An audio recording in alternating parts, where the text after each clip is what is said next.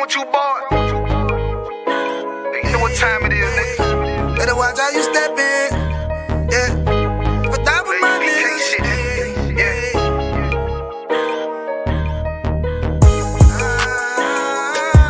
I'm in it, yo. Got my nigga Rewan with me. But that was my niggas, it'll be an honor. You know what I'm saying? Under commanding General Yahanna.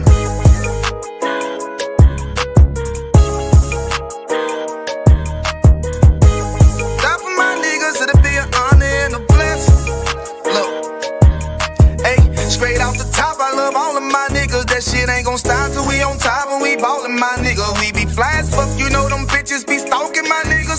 That shit'll never change and it's the same with all my niggas. City to city, I should be at home, that's what my ribs say.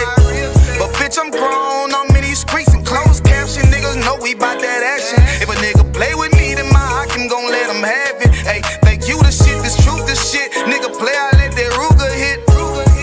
Get on them tracks, they be like, who is this? I'm rude with it, ain't got no manners. All them pussy niggas talking shit, yeah, I know they can't stand us, but we U.P.K, Louisiana, bitch, that's what I'm rippin'. And my niggas solid, number real ones in my section. If you wanna get down, put your boots on, start steppin'. Brotherhood is a weapon. Brotherhood is a weapon. Better watch how you steppin', cause brotherhood is a weapon. If I die for my niggas, it'll be an honor and a blessing. Better watch how you steppin', cause brotherhood is a weapon.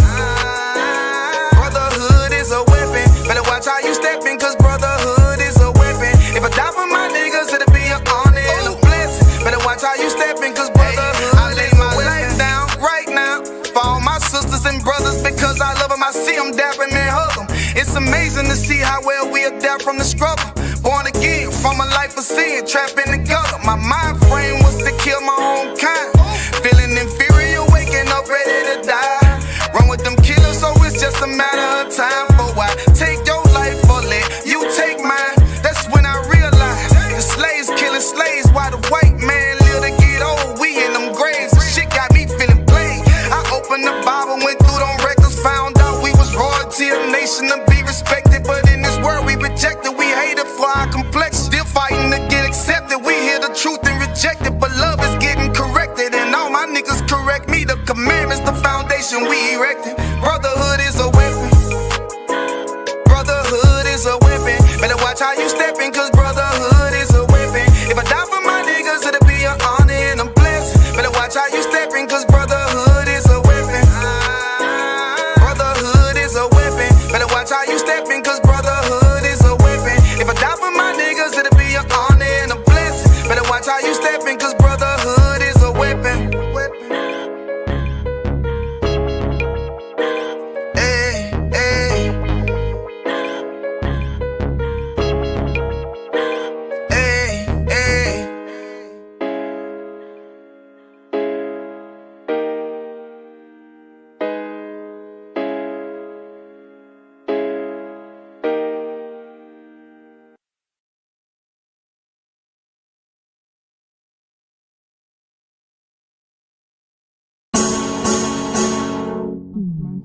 On a cool damn night, gave myself in that misty light, was hypnotized by strange delight under a lilac tree. Spitting Hebrew, 3 and 1, combination, yeah. Well, how you want to talk like us after this? I.S.U.P.K and the commandments, increase inspiration, rock hanging out like how we shine. I made wine for my heart, and it's true. That's the rock being taste. I finally got the recipe, passed down the ages, sitting under the family tree. Put my heart and all my soul, stretched enough to be.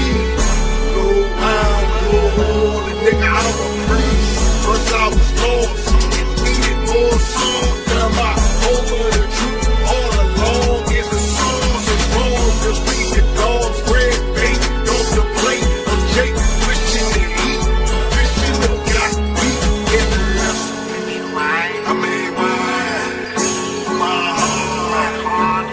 it's true. That's the recipe. Seen it there for me. Lord knows it's what's left of me. Something was missing. I found myself in the kitchen. Water whipping up a piece of chicken just to feed my ambition. Or is it me trying to fill my greed? Cause winning always had to have some green. Burning what I made up every day. Waste to eat and regurgitate. I had a taste for something different, wishing I knew it is. It had me on a mission, ducking state prison, watching opposition on an expedition straight to prison. For instance, full of capers often, 50 bands dashed in my apartment. Need the spark, but they get to talking like Nintendo popping in the extra cartridge. Women hawking, best promoters. When she told her, framework Golex, still void and couldn't feel that hole. Sex, money, weed, over and over. But hold up, wait, what's that aroma? Frozen, I'm thawing and I'm getting warmer. Closer and closer, I came to the home of the truth. I'm smelling the smoke through my garment. Border of blue house, I hopped out my garment. Look how my frenzies is falling. I've been anointed with all the button is working. Cutting, blazing, breaking down and I'm serving. Only catering to Israel. The season all in the shoulder. With plenty wine in the oil, you find it's more finer than the gold. And I found the recipe. I made wine from my heart, and it's true. That's the recipe it takes. I finally got the recipe. Passed down the ages and sitting under the family tree. Put my heart and all my soul stretched enough to feed. Go wild, go on, the nigga I was priest. Once I was lost, and needed more songs. Found my home of the truth all along is the sauce and bones. The feed the dogs, bread, bacon, off the plate of Jake. Fishing to eat, fishing to got meat in the recipe. I made wine from my heart, and it's true. That's the recipe. Seen it there for me. Lord knows it's what's left of me. Let me tell you right, these just can't get a slice. There's some ingredients to suffice. Should be nice even if the spice ain't precise. Like your old life is a sacrifice. Two or more in the name of Christ. Like the night you had to cut corners just to afford to fill all your short orders. And mix a lot of zeal as you go. You want the kind that's rechargeable. It was hard to pull crumbs and bread, but you kept holding till the crust is cold. And make it potent, ain't no other wood. You can never have too much brotherhood. We was laying eggs that would go bananas. Nuts trying to be and the bandanas, you gon' need at least the faith of a mustard seed. When you're stirring the pot up, the pressure gon' brew. Just know you ain't bit off more than you can chew with it. Only one Lord, faith and baptism. A lot of knowledge and wisdom will keep you cool as a cucumber. If you find yourself in a pickle, get your bread and last of all, wine it all, bring it all to a bowl. Not half-baked, cause lukewarm and get spit right back in the bowl. Cold, and after you forge it, go find a man that the Lord said for you and yours. And just remember that this ain't for it. You know about the recipe. I made wine from my heart, and it's true. That's the recipe. I made wine from my heart, and it's true. That's the recipe. I made wine. I made wine. I made wine. The recipe. I made wine from my heart, and it's true. That's the recipe. Wine from the line of tree. Put my heart in its recipe.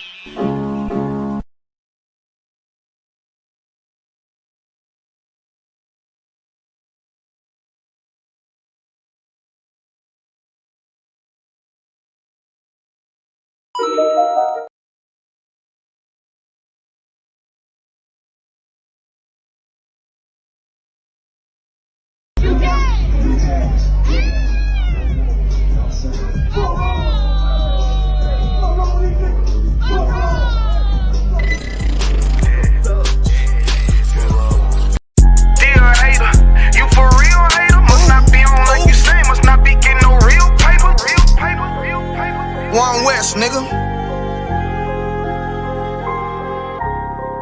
Dear hater, you for real hater? Must not be on like you say, must not be getting no real paper. Nigga can't have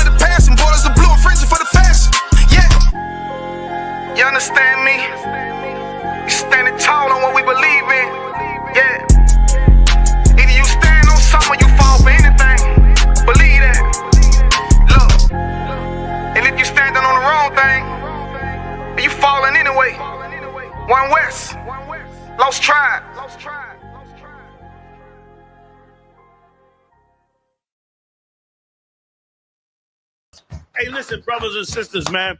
If you like what you hear, hit the subscribe button, man. Subscribe to this channel. And also, please, go to ISUPK.com and pay your tithe. Drop me some cash so we can move around this planet like we need to, man, and do the things we need to do. They're one west. They're one west. They're one west. No, it's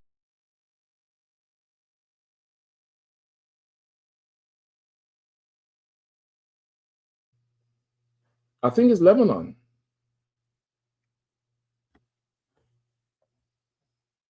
And it's something like 100 in 1 minute.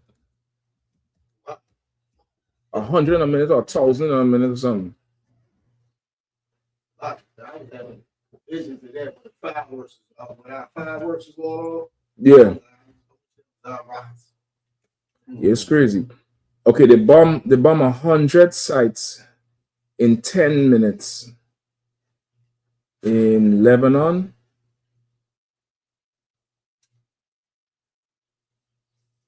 They say it's 100 military sites, but I think it's civilian sites, civilian, popular civilian areas. From what they say, anybody found the bomb thing? How much bombs?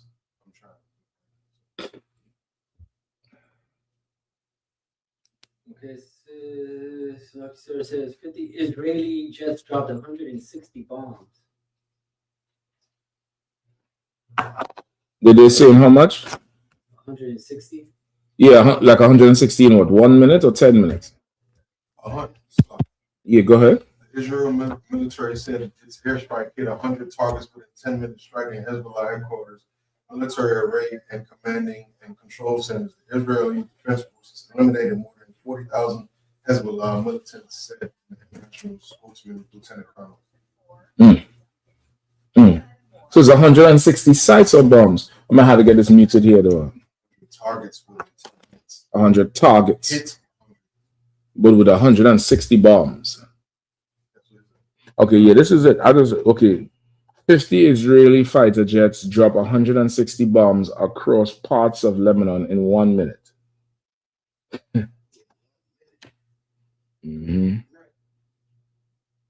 Some say in 1 minute, some say in 10 minutes. It says then sorry. No, go ahead. Then 50 Israeli jets drop 150 bombs. Yeah, that's wild. That's wild. Because what are we dealing with? Is the sound up or? The sound, yeah, Pastor. Your sound is up. Okay, are we up? And yes, we're up, sir. All right, let's go. Yeah, but from Yahanna, shout out to all the brothers and the sisters. DC scripture breakdown class right after the Lord's 57th annual Passover. Give that a hand. Hosted by Commanding General Yahanna, hardest working man in Israel, as you all know. Made that Passover such a success, such a haven for the brotherhood and the sisterhood. You know what I mean? People who are new, people who are just met, people who I never knew even existed. You know what I mean? And that's the Passover. That's how it always is. That's how it's always going to be. You stick around long enough, you're gonna experience the same thing. You know what I mean? And now we in the feast of unleavened bread, right? We in the feast of unleavened bread, which means what? No leavening for 7 days. 7 days, really, you could count it as 8 because it starts sundown Passover. There's no leavening, there's no bread. You get the point? You shouldn't have any rising agents. You want to take it out of your house. If you're unsure about anything, just give a call. Give a call. You get the whole rundown on what's leavening, what's not, what's a rising agent and what's not. You know, some fake Israelites will tell you can't brush your teeth because there's what is the sodium bicarbonate, there's baking soda in the toothpaste. Go try to make bread with Colgate, nigga. Go try to make bread and hops and hot dogs with Colgate. If that's a rising agent. You think them bubbles in your mouth can raise bread? No, you're simple. You're simple and your breath stink. Go brush your teeth. Go brush your teeth. All right. So right now we're in the feast. So Shapak gonna share. We have some unleavened bread there. Shapak gonna share them out in a second. All right. Make sure and eat a piece of bread every day until Sunday sundown. As the law, you're free to continue eating it afterwards. You're free to do that. That's fine at your own discretion. But of course, every day until Sunday sundown, you have to eat a piece of unleavened bread all the way, preferably if you could make it. If you can't make it, you have options. You have corn tortillas. Corn tortillas do not have leavening in them. All right, you have corn tortillas. Them tacos, taco shells, you could rock with that too. One of them chips is unleavened. I forget which one. If it's Doritos or one of them is unleavened as well. If you have any question, brother, you got to raise your hand up. No cross talking, all right? Go ahead. I can't remember. You got to look at the back of it. Go ahead.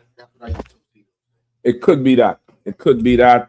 That's the kind of dry one. That's the one you could use with the dip, the natural. I think that's Tawab. I think Doritos is Tawab too, if I'm not mistaken. All right. And that's if you can't make it yourself. You're on the run. Some people, they're on the slavery. You don't have it. You could go get that from the store. Or if you're next to I.S.U.P.K, one of them taco trucks, you could get the corn taco or the corn tortillas. You'll be in the game with that too. All right. I believe that's it. You had an outstanding Passover. Where were you? That should have been the topic for the night class, the title. Where the fuck were you? I know where I was this weekend. Where were you? You know what I mean? I didn't see it. I see the brothers who sitting out here. I saw them. Sisters who in the school, I saw every one of them. Where were you? That's the question. And if you was missing in 2026, where were you when Moses gave the order? That's what I want to know. When Moses said, put the blood over your door and get that lamb and that bread and sit with your weapon and eat in haste and wait. Did you follow Moses? I don't know. I can't tell. I cannot tell.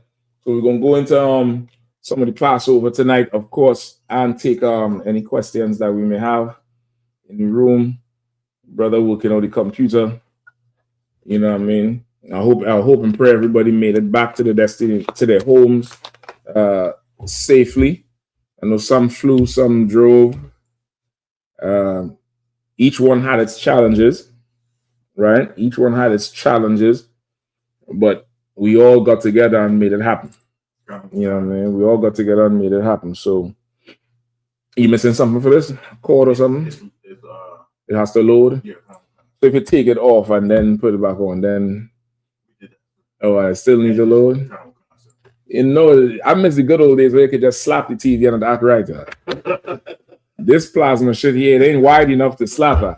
It ain't wide enough. It don't have a side head.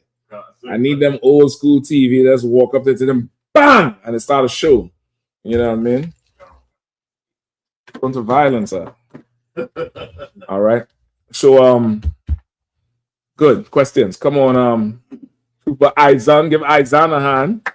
First Passover this year, and the young man with my first Passover as well. Izan was every time I see Izan, he working. He's like, hey, Shalom, I'll go do this. Shalom, he started to make me. I started to get jealous of him. I was like, well, give me a fucking tray. Hell, he ain't gonna outwork me. You know what I mean? What the fuck you talking about? Go ahead. And I see him there with the carnales. Get out of my hand. The carnales, the familia la raza represented this Passover, boy. The garments, the vibe, the headpieces, it was outstanding. You know what I mean? Go ahead, Doc. Yeah, the mic. Yeah. You don't have the holder? Set this up for the brother. Go ahead, Doc. Ask your question, man. Yes, Salaki, sir.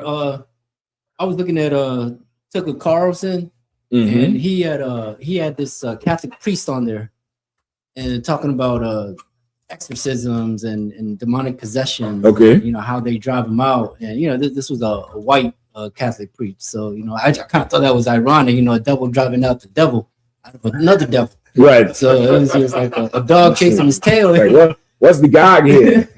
What's the gag? What's going on? But something.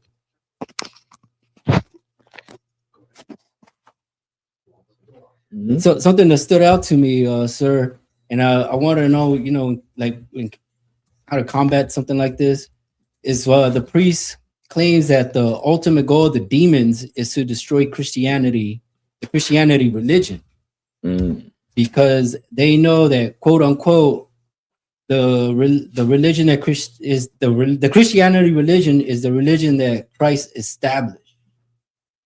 So Okay. how can we combat something like that? Okay, say it one more time. But question, you might need to adjust this. I just raise it up and turn it down a little bit too high for me. All right. Okay, you could, or just tilt it down a little bit. I don't know what it'll do. But it's a little bit too high for my liking. All right. Okay, say it again. Say it again. Like that. On one count. Mm-hmm. So the I guess I want to know how to combat the idea of fallen angels, because the priest was saying, that the demons are basically fallen angels possessing people, but at the same time, he was also saying that those demons were sent from Christ to Okay, so possess we these have people. fallen angels first.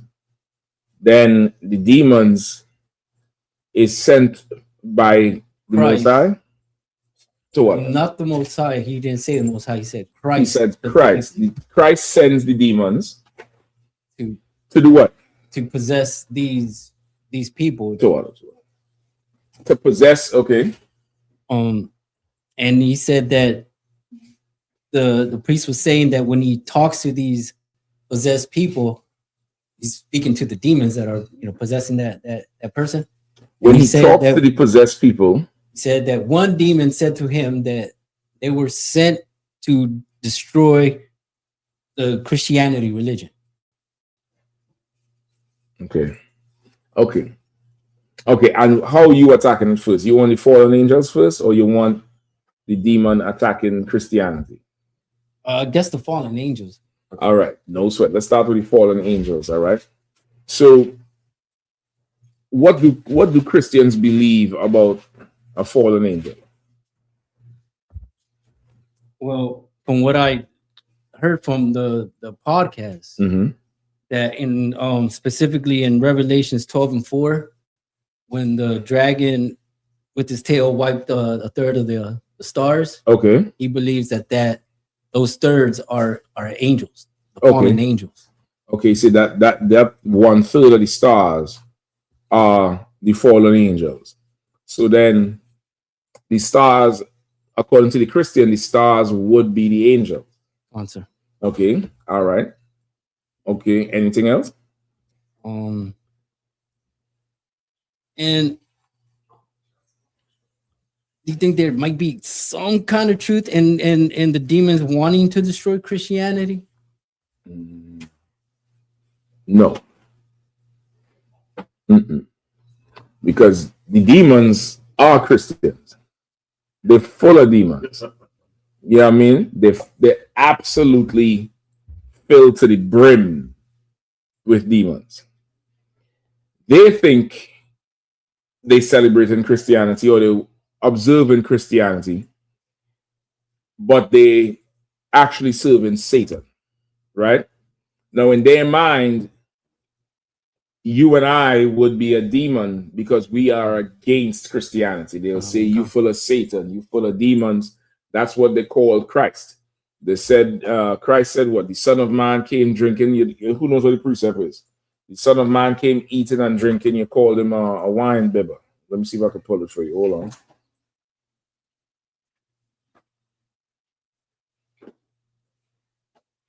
All right, give me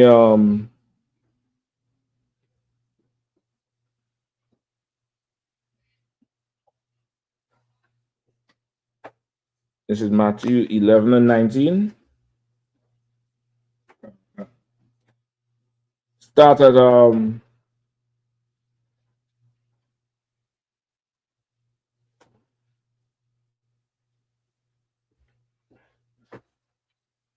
16. Real quick. Okay, so you said Matthew 11 and 16.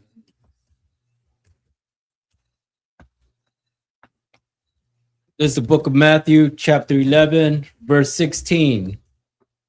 But whereunto shall I liken this generation? Mm-hmm. It is like unto children sitting in the market and calling unto their fellows. Mm-hmm. And that's what he's saying. Christ is saying, but how should I compare this generation? How should I liken them? What should I compare them to? What should I liken them to?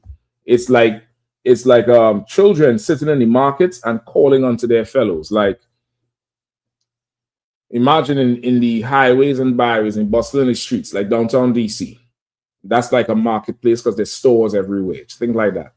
And you have children sitting there and they're calling out to their friends. It's a playful type of situation. So now this here would be likened like that. You get the point? Go ahead. Verse 17, and saying, we have piped unto you, Mm-hmm. and ye have not danced. Mm-hmm. We have mourned unto you, and ye have not lamented. Right? And they're saying, listen, we played a song, but you ain't dancing. We've mourned and you ain't sad with us. Right? Like, no, so that's how the people would be. Right? They would not, they would say, you know, we played a song for you, but you ain't dancing. We mourn with you, but you're not lamenting. Keep reading. Verse 18. For John came neither eating nor drinking, and they say, he hath a devil. Right? John came neither eating nor drinking, and they say he hath a devil. Right? Because what you know about John the Baptist? John the Baptist was what? Not was. What did he do? Shapat, you could click this back here for me. Just one. All right? Just one. All right? What do you know about John the Baptist? He would baptize with water. That's true. But in reference to eating and drinking. Go ahead, young brother. John the Baptist was a kind of a wild man who ate wild honey and locust. That's what he was known for.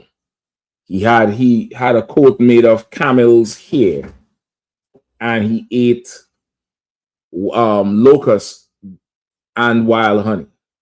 Locust is absolutely lawful. Captain Tara Walker could attest to that. I'm yet to do. I think Tizai one just did it this weekend past. I think Tizai one just tried some locusts. Times it's not that hard yet for myself. Salakia, go ahead. Salakia, I'm just gonna say I joined them. Got me one of them. Oh, you eat the locusts too? Yeah, look, it tastes like a sunflower seed. I don't eat that either. So I don't have a reference. I don't have a reference. Salakia. In case you notice, I ain't a bird. You brothers who eat that sunflower seed, I don't get the point. I don't get the point. You choose something enough to spit it out. I mean, if I'm eating something now, come on. But so that's what John the Baptist was known for. And they said he was full of demons. Keep reading. Book of Matthew, chapter 11, verse 19. Mm-hmm. The Son of Man came eating and drinking, and they say, behold, a man gluttonous, mm-hmm. and a wine bibber. Right? And so John was not eating and drinking. And you say he was full of demons. The Son of Man came eating and drinking. And you said he was a glutton, meaning he was a greedy bastard and a drunkard. Meaning you can't please these people. You cannot please these people. We have piped and you have not danced. We've mourned and you ain't lamented. These are the people you can't please. Go ahead. A friend of publicans and sinners, but wisdom is justified of her children. Right? They say he's a friend of publicans and sinners. That's what they said about Christ. So much so the same way today, the Christians, they look at us and say we satanic. We wearing that satanic star. That's 666, 6-pointed star. Nigga fail math, but want to tell me about 6 degrees and 6 points.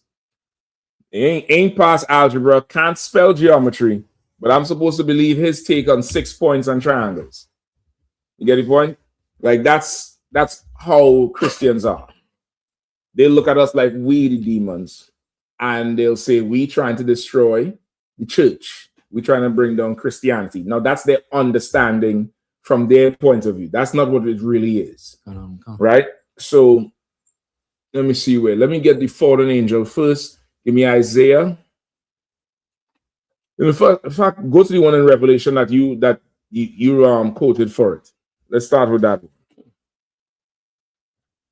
Come. Right, with the tail drawing the third of the stars. Was that Revelation 9? It was 12 and 4, sir. 12 and 4. Okay, go ahead. I'm here. There's a book of Revelations, chapters 12, verse 4. And his tail drew the third part of the stars of heaven, and it cast them to the earth. And the dragon stood before the earth, and the dragon stood before the woman, which was ready to be delivered, or to devour her child as soon as it was born. Right. So now, this dragon here is this in Revelation is a vision. It's a vision that John the Revelator is having, and this dragon here is who? Esau. This dragon here is Esau. And why is he personified as a dragon? Because of his military might. What about his military might?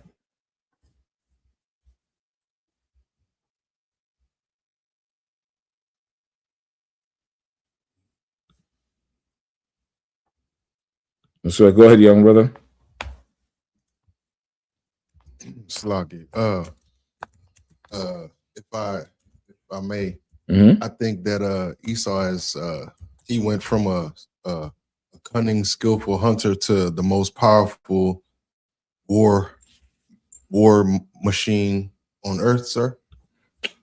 You answered a little bit more simple. A little bit more simple. Hold on, Shapat. Go ahead, Isaiah.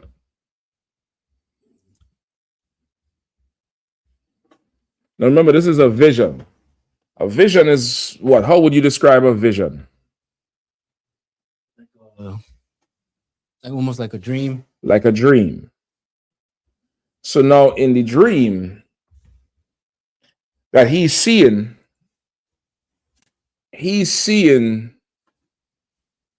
as you say, the oppressor, but like a dragon. Now, if he's like a dragon, what is he seeing? Please log on to the You just had Passover, bitch. You'll get your money. You'll get your money. What you mean your account is just due?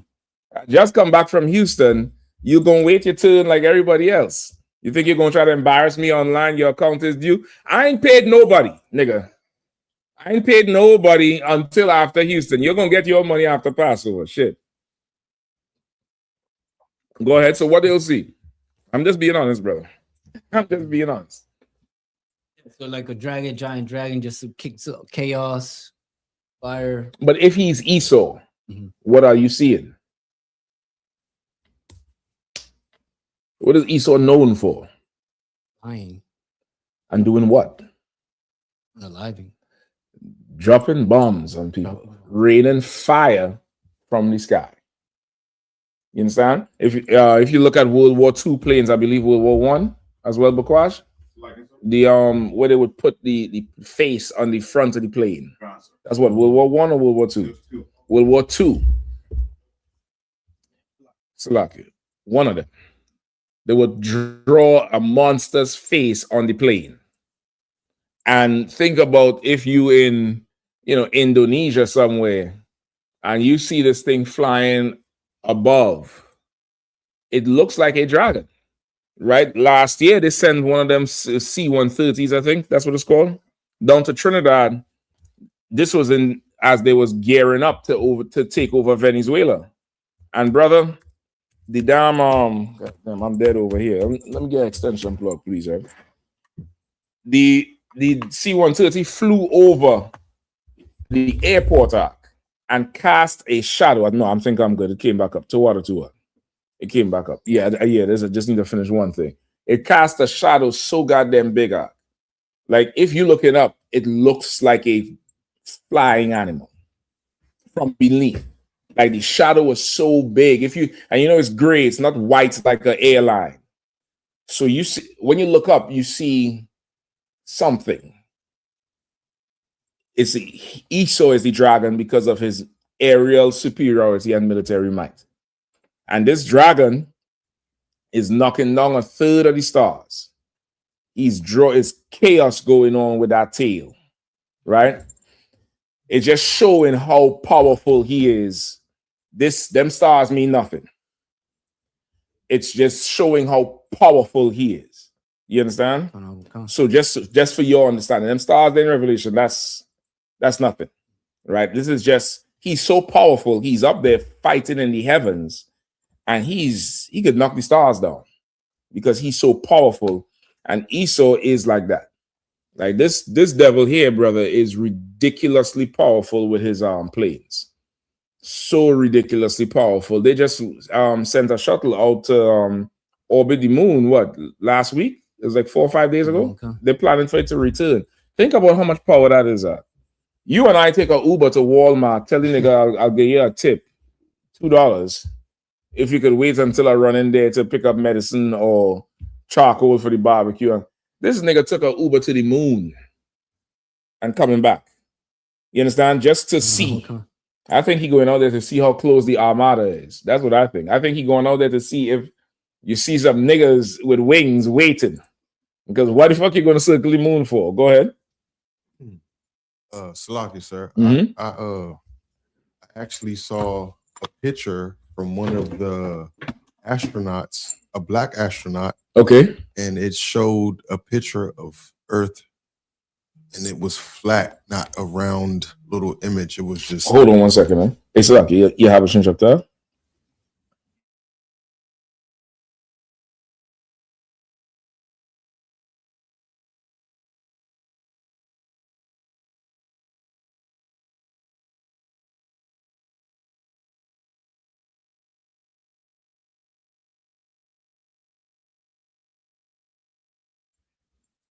Yeah. So no, whatever picture they show, it's really kind of irrelevant. Whether it's flat, round, this is what matters. If the Earth is an upside down cup, niggas and spicks is going to rule it. That's what you want to consider. If the Earth is shaped like this, like this thing here, like a spatula. What's this called again? A thong, whatever. Right? The thing. If the Earth is shaped like this with a hinge, niggas and spicks is gonna rule this shit right here. I don't want to. You get it, boy. That's what you wanna focus on. I don't care what the hell it's shaped like. How many bushels of cotton or cane will you have by tomorrow morning, Weinstein? How many? Maybe you better get to picking because I'm gonna need it. All right. So that's what that one revelation. Now get me Isaiah 14.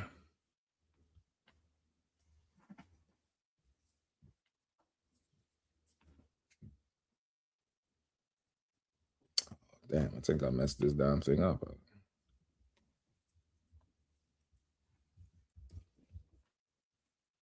All right. If there's any more questions? All right, just line them up. We're gonna definitely be with them all tonight. All right. Isaiah 14, real quick. The book of Isaiah, chapter 14, verse 1. For the Lord will have mercy on Jacob, and will yet choose Israel, and set them in their own land. Right. And the stranger shall be joined with them, and they shall cleave to the house of Jacob. All right, so open with that. And the Lord shall have mercy on Jacob and will yet choose Israel. Right? And he'll set us in our own land, which is that land they're fighting over right now. That Middle East with Iran, Iraq, Jordan, Lebanon, Palestine, the Israeli man, they're all going to get out of that territory because they're squatters in our land. Right? Now, skip me down to Lucifer, son of the morning. Was that 21, 12, 14, and 12? Skip me down to 12. Book of Isaiah, chapter 14, verse 12. How art thou fallen from heaven, O Lucifer, son of the morning? All right. Slow it down. Read it again from the top. Verse 12. How art thou fallen from heaven, O Lucifer, son of the morning? All right. There's a question. How art thou fallen from heaven, O Lucifer, the son of the morning? All right. Go ahead. How art thou cut down to the ground, which didst waken the nation? Right. How art thus cut down to the ground? You who didst weaken the nations. Right? You weaken the nations. So Christians read this and say, well, Lucifer is another name for what? Satan, right? And they say that this means there was a war in heaven because, of course, the dragon was in the heaven fighting, trying to attack the woman and knock down the stars. And God kicked him out of heaven, so he fell from heaven. Because that's what it says there, how thou had fallen. Right, read it again. Verse 12, how art thou fallen from heaven, O Lucifer, son of the morning? Right, how art thou fallen from heaven, O Lucifer, son of the morning? Son of the morning meaning what? He's the first thing you see everywhere. Like the sun in the morning is the first bright thing. The white man, Lucifer, is the morning star. He's the brightest. He's the best in everything. He's top. Right? Keep reading. How art thou cut down to the ground, which didst weaken the nations? Go ahead. Verse 13, for thou hast said in thine heart, I will ascend into heaven, and I will exalt my throne above the mount of the congregation. Right, which he did. This oppressor we have, he done went into the heavens. He done ascended into the heavens, and now he wants to sit in the mind and the hearts of the congregation of the Israelites, of God's people. Hold on one second. Shalom, sir.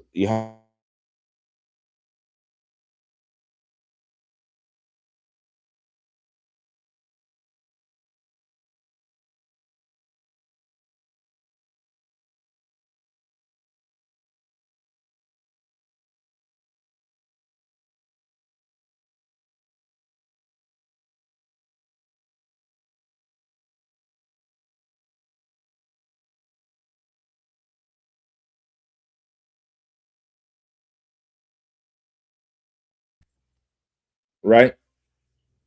Read it again. Get sent into heaven. We at Isaiah 14 and 13. 13, sir. I'll start from the top again. For thou hast said. Is that the ICBM? I leave my bags packed for a reason, just in case. Everything is packed up. I just waiting for the call. The tank is full. I waiting for where the general say meet at these coordinates. I'm gonna be there first. Go ahead, So like to pass the mic for brother. The missiles, you're gonna hear it, and that's it. That's about it. Yeah. Just maybe a half of a split second. I believe the Lord is with me. I hear your thoughts in your head before y'all even come to terms with your own thoughts.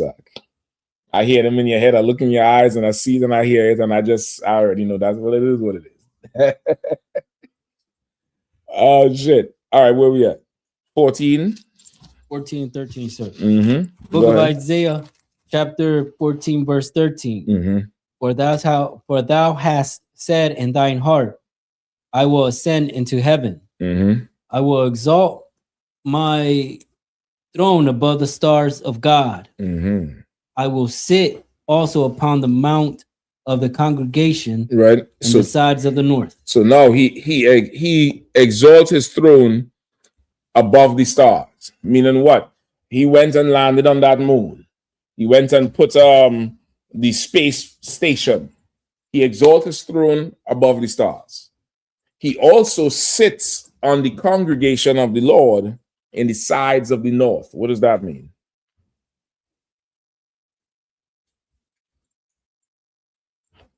It's a little bit of meat now. Not too tough.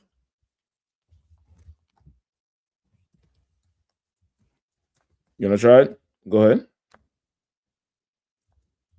Slocky, is this some representation of Europe in some way, sir? You close. You close. Go ahead, Isaiah.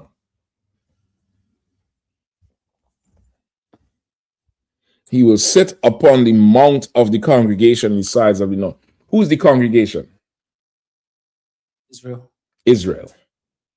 It says Lucifer will sit upon the mount of the congregation.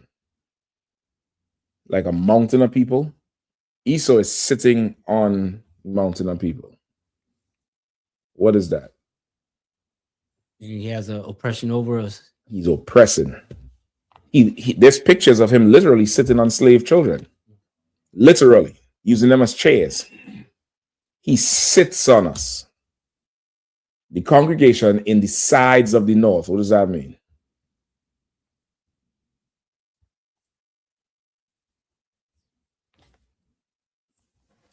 Where's his oppression greatest? Where's Esau's oppression greatest? Here in America. In where? In America, sir. Well, America is Canada, Alaska, Puerto Rico. U.S. In North America. In the sides of the north. Lucifer sits on the congregation in the sides of the north. He oppresses us like no one else, nowhere else. You get the point? Palestinians get to come to North America for treatment. I don't know if you all saw that in the news. They're bringing them over, them kids getting their leg blown off, had to come for cataract surgery and all kind of shit. They're bringing them in. They ain't getting no problems with immigration and TSA and all of that, right? No problems. You traveling a couple of weeks ago, the TSA, they're on strike. In comes ICE, and the first family they assault in the airport is Latino. Very first. He's oppressing the congregation. No matter what, the congregation has to feel it, and he wants it like that. That's him. Keep going. Verse 14. I will ascend above the heights of the clouds. I will be like the Most High. Read that again. I will ascend above the heights of the clouds. I will be like the Most High. Right? That's Esau. Esau said, I will ascend above the heights of the clouds. Once again, dragon. His aerial prowess. You get the point? I will ascend above the heights of the clouds. I will be like the Most High. And they say Trump is Jesus. And they say he's some white woman say Trump is the closest thing to God. You all saw that video? No, come on. Say Trump is the closest thing to God that we have. There's a picture, Bukwash. You could look it up. It's the white man's trinity. It's Trump, John Wayne, and Caesar Borgia. John Wayne. John Wayne, for the ancient Republican devil, is a hero. He's like, I don't know, he's like Neo. He's, he represents something. He represents, the law and order that they like. The power to just arrest and kill as he sees fit. You get the point? Oh, no, come on. And this also goes with 2 Thessalonians 2, verses 3 through 4. You could read that afterwards, or we could get to it too. But let me just finish this one, all right? So he ascends above the clouds, and he wants to be the Most High and instead of the Most High. Yeah, your precept for this is 2 Thessalonians 2, verses 3 and 4. We could get that after. All right. In fact, let's get it now. Somebody else pull it real quick and read, all right?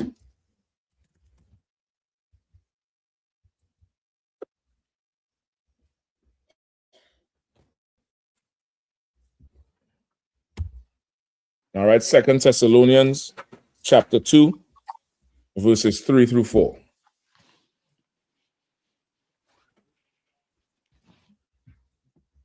Go ahead. This is the book of 2 Thessalonians, chapter 2, verses 2 through 3. No, verses 3 to 4. Oh, verses 3 through 4. Salaki. You got it. Chapter 2, 2 Thessalonians, chapter 2, verse 3. Mm-hmm. Let no man deceive you by any means, for that day shall not come, except there be a falling away first, and that man of sin be revealed. Right. Let no man be deceived. That day will not come. Shepard, let me get the other extension cord if you don't mind. Or you could just plug. You could just plug this up from here. I might need a little jump start. Take too long with this here. Timed up. Right? A falling away must come first. A falling away of what? A falling away of the world looking at the oppressor as if he is great, as if he is, generous and holy and righteous. There must come a falling away first. You understand? Falling away meaning people are holding on to that image. You want people to fall away from that image. You want people to fall away from this. People see this image and they immediately damn near hug it or respect it in some way, form, or fashion. No sweat. I mean, all right. Right? They hug it in some form, some way, form, or fashion. All right. But they've got to come a falling away first. Isaac, you know better than me. You show this in some of our communities, and they start, Jesucristo, Jesucristo. Oh, Jesucristo. I see some Easter weekend videos, Mafia. I hope you put them videos up. Them idiots was, how they reenact the crucifixion? Tell me why they put these niggas about 30 feet in the air and he fell off the cross. I mean, fall straight, 30 feet off. God damn, man. Like, there must be a falling away. There must be a falling away. And this oppressor, he definitely is cunning because, you see Erica Cook having a problem because Drewski mocked her. Where the hell that bitch was when they was mocking Trayvon Martin and doing the challenge? Remember the outline challenge with Trayvon Martin? They bought a hoodie and bought Skittles and what's the drink? The iced tea? The iced tea drink, and they would pose on the ground when that devil killed Trayvon Martin, and they would mock him. They would dress up like Trayvon Martin for Halloween. Where the fuck was Erica Cook for that? Talking about mocking people and not having any respect. Now, fast forward or go back. When you see they wear the cross and do this thing with the stations of the cross for Easter, Christians today think that's religious when they're mocking what they did to our king.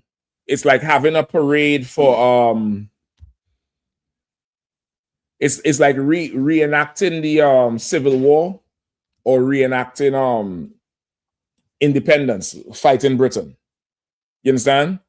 If America were to reenact fighting Britain, what would always be the outcome? America's victory. And in showing America's victory, they would now mock the loser. So now when you see them doing this for Easter, the Roman Catholics, that's the religion. This is not honoring Christ. This is mocking him.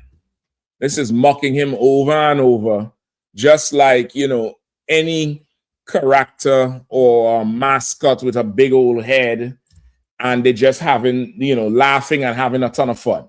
You get the point? that's what's going on. So there must be a falling away from that. People got to not believe that anymore. Keep reading. Mm-hmm. Book of 2 Thessalonians chapter 2, verse 3. I'm gonna pick up at verse 3 again. Let no man deceive you by any means, for that day shall not come, except there is a falling away first, and that man of sin be revealed, the son of perdition. Right? So the falling away would determine that the man of sin be revealed. Like we're gonna have to reveal to, you know, our brothers and sisters in Roman Catholicism, not just in the Latino tribes, but also in the islands. Catholicism is very strong in the tribe of Benjamin. It's not Latino strong. That's a different strength there, and that's, you know, that's something else. But Benjamin be, you know, just as silly with Caesar Borgia. Like we're gonna have to fall away from what you see here and teach them that this was a man called Caesar Borgia. He was the second son of Pope Alexander VI of Rome. He had sex with his sister, Lucretia Borgia. You get the point? He don't have to go through that, brother. Oh, You do 5,000, right? okay. Yeah, he ain't got to go through that. No sweat, no sweat. Let me keep it simple for him, but I get you, right?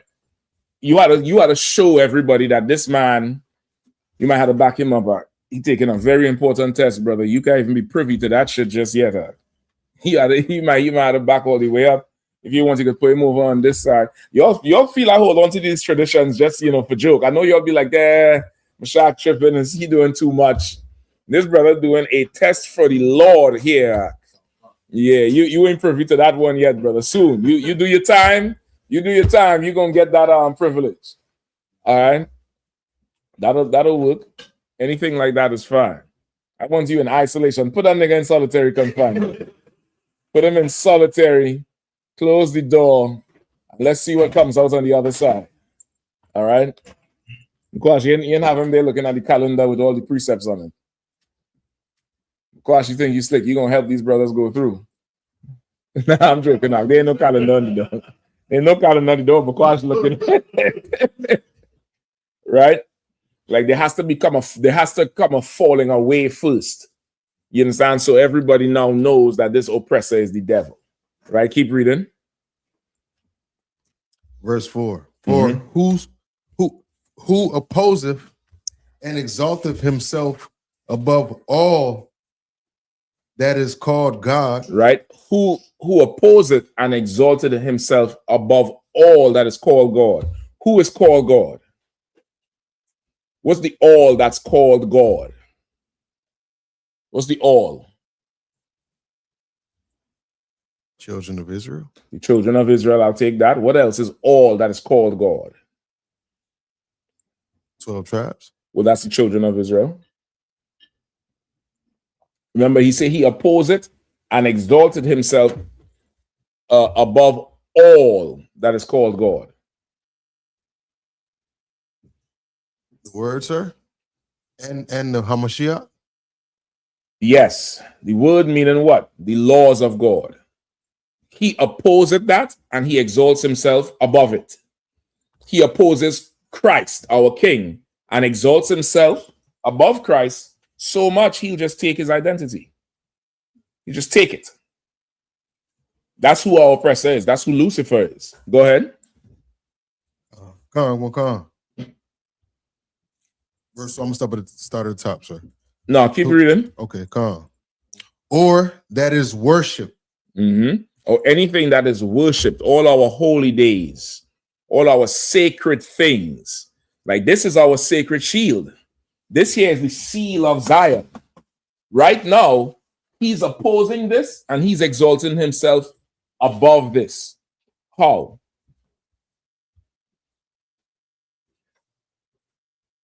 How?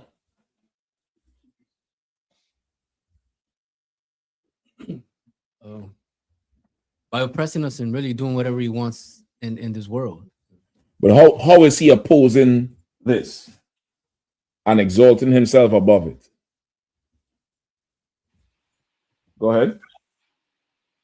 By giving the synagogue of Satan the ability to have a created state of Israel, sir, and mocking us by copying us. You aren't it. Very close. Anybody else? It's like it, sir, if I could. Can you repeat the question again? How is he coming against this? How is he opposing himself and exalting himself against this? Go ahead, Arwadia. He's calling himself the Jew of the planet. He's calling himself the Jew. He's taking this seal as his symbol. He's doing every manner of evil with this. So now when you go and tell people you the real Jew, they say, why you wearing that satanic symbol? Matthew was telling me last week he found something in what's the book? The Talmud? That gives them the right to have sex with children. And then he correlated the thing, remember 2 years ago where they found the underground tunnel in New York and they found all the mattresses and baby stuff and the mattresses had blood on them and they was running. In Brooklyn. He's opposing in Brooklyn. He's opposing and exalting himself against everything that's worship, everything that's holy. So there must be a falling away. You understand? Keep going. What verse you at? Verse 4, sir. Go ahead. So that he as God sitteth in the temple of God, showing himself that he is God. Come on, break that down. Read it one more time. So that he is as God, sitteth in the temple of God, showing himself that he is God. So that he as, oh, say it again. It's too much as and is for me. Say it one more time. Come. So that he as God sitteth in the temple of God, showing himself that he is God. All right, break it down. Who got it? You have enough light there, Matthew? You have enough light? Okay. Don't tell me, the light was the reason. And you'd have performed better. You'd have had a triple-double if you had more light. Go ahead. 1 second, Arwadia. Go ahead, young brother. All right, calm, sir. So right now we see here that as you were just describing, they have took all of our sacred things and tried to take it over as himself. So that he as God sitteth in the temple of God. So they have made their own temple over there in Jerusalem. And in this respect, they are showing themselves as God by totally they don't follow any law, statutes, or commandments, and they're doing whatever they want in the name of God, which is it's I get you. I'll take that. Anybody else? Go ahead, Izan. Yeah, Salaki, sir. So pretty much Esau just feeling himself too much and just feeling himself too much and taking the Dawada as his own. And well, scripture breakdown. You gotta break down the scripture. So let's go. In as much as he as God sitteth in the temple of God. What does that mean? So that he as God, meaning him being like God or wanting to be like God. Esau is God. Esau is God. I'm telling you straight up and down. Esau is God. Your biggest fight on the street is with somebody who thinks God is a white man. The battles in your household is because your rib worships a white God. Your children want Christmas because Santa Claus is white. Put a black Santa Claus next December 25th, and if you think I'm lying. You get the point? The white man is God. He as God. He done made himself a power. Or should I say the Lord done made him a power in the earth. The Lord done raised him up. And he is Lucifer, the morning star. He is the first thing you see in the morning. He's the hero and the villain. He's Batman and Joker. He's the police and the thief. He is the Jew and the Gentile. He is everything. He's the last samurai. He's the last Mohican. He's the Martian. What else? He's everything. He's the best rapper alive. He is God. And he sits in the temple of God. What does that mean? Hold on. Let me let him get it. I'm going to come to you. Go ahead, Izan.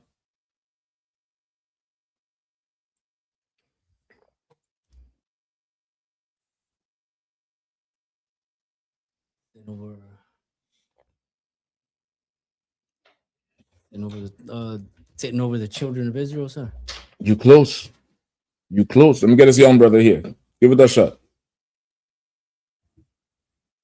What does it mean when he says sits in the temple of God? He, as God, sitteth in the temple of God. What does that mean? Like the other one, does that mean? Chapter. What's going on, brother? Go ahead. Like, does that mean that he's sitting in the churches? His image and everything? You're close. You're close with it. You're close with it. But the image in the church is not, well, you're close. Both of you are close. So a little deeper than that. You gonna try it? Come on. I'm gonna go with a plain answer, which is they copied the whole place of they copied Israel. So I'm sure he is sitting in the temple as if in the temple of David, as if you're going a little bit. You took where there was, and you go. It's right there where they are. It's in the midst of that. All right, go ahead, Nakama. And I would say he sits in the temple of God, meaning he all worship him, and he's over all authority. But if he sits in the temple, what is that? Because it already says he opposeth all that is worshipped and is God. So it sits in the temple. Go ahead. He's the priest, or he's the one that teach, or he's the one that we praise. He is, but that's not what this one means. Salaki, sir, if I may. Shabbat, give me 1 second, Arwadi. Shabbat. I would say when people think of a synagogue, which is supposed to be the temple, they think of him. He sits in the synagogue. I'll take that, but it's something else. Arwadi? Oh, come on, sir. I would say that he's sitting in the highest seat known to man right now, over top of the Lord's chosen people. That's true. There's something else. That's true, but there's something else. Know ye not that your bodies are the temple of God? This oppressor is sitting in your chest, which is why you change your voice when you get pulled over by the police. Which is why when you go for an interview, you change your voice and you change how you dress. Which is why you have a uncomfortable, nervous type of feeling when you have to deal with Esau, because you are talking to God. You're talking to him because he's sitting in your chest. And the only way to get him out is to say the white man is the devil the Bible speaks of. He's going to vacate with that shit. He's going to purge him out. But outside of that, Esau is in you. He's in you. Even if you've never seen, it's worse if you've never seen him. It's worse if you're from a place where you don't have much Esau. When you see him, you're going to think it's an alien because you only see him on TV. Esau is sitting in you. His spirit is in you, which is why you react like he reacts. You talk about black people the way he talks about black people. I can't stand these niggas. Who the fuck says that? Esau. Get the point? He sitteth. Read the verse again, whoever's reading.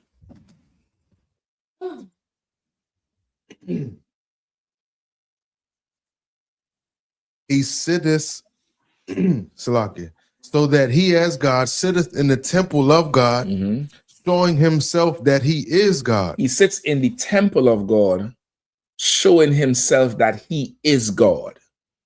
You ask Family Feud, 1,000 black people, who is this? Survey says God. You at camp speaking.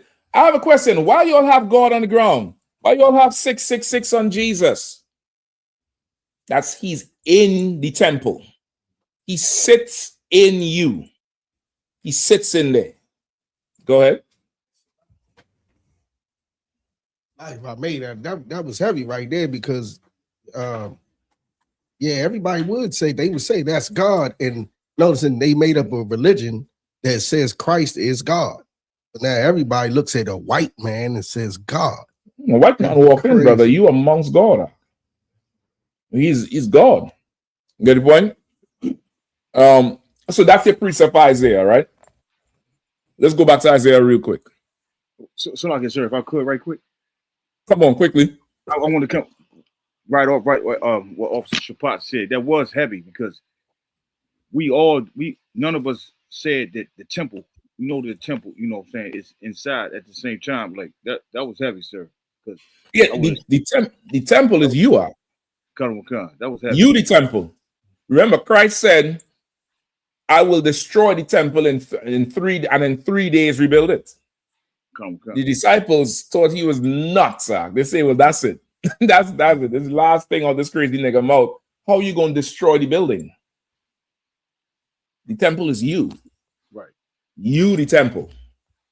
Which is why a congregation of Israelites is called a church. You get the point? It's you.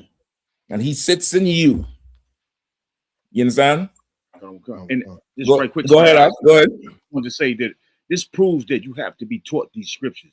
You can't just freestyle and read it and think you're going to get the understanding of it. No, you're right. You're right, you for sure right. Because I was, you would never get this just reading it.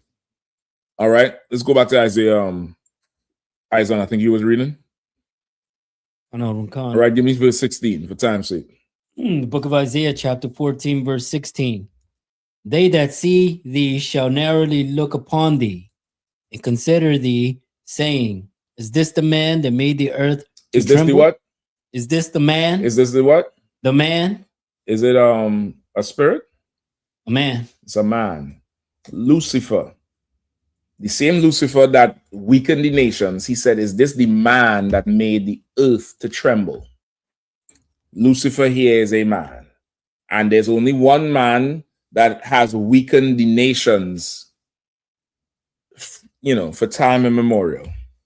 There's only one man that's right now making the earth tremble.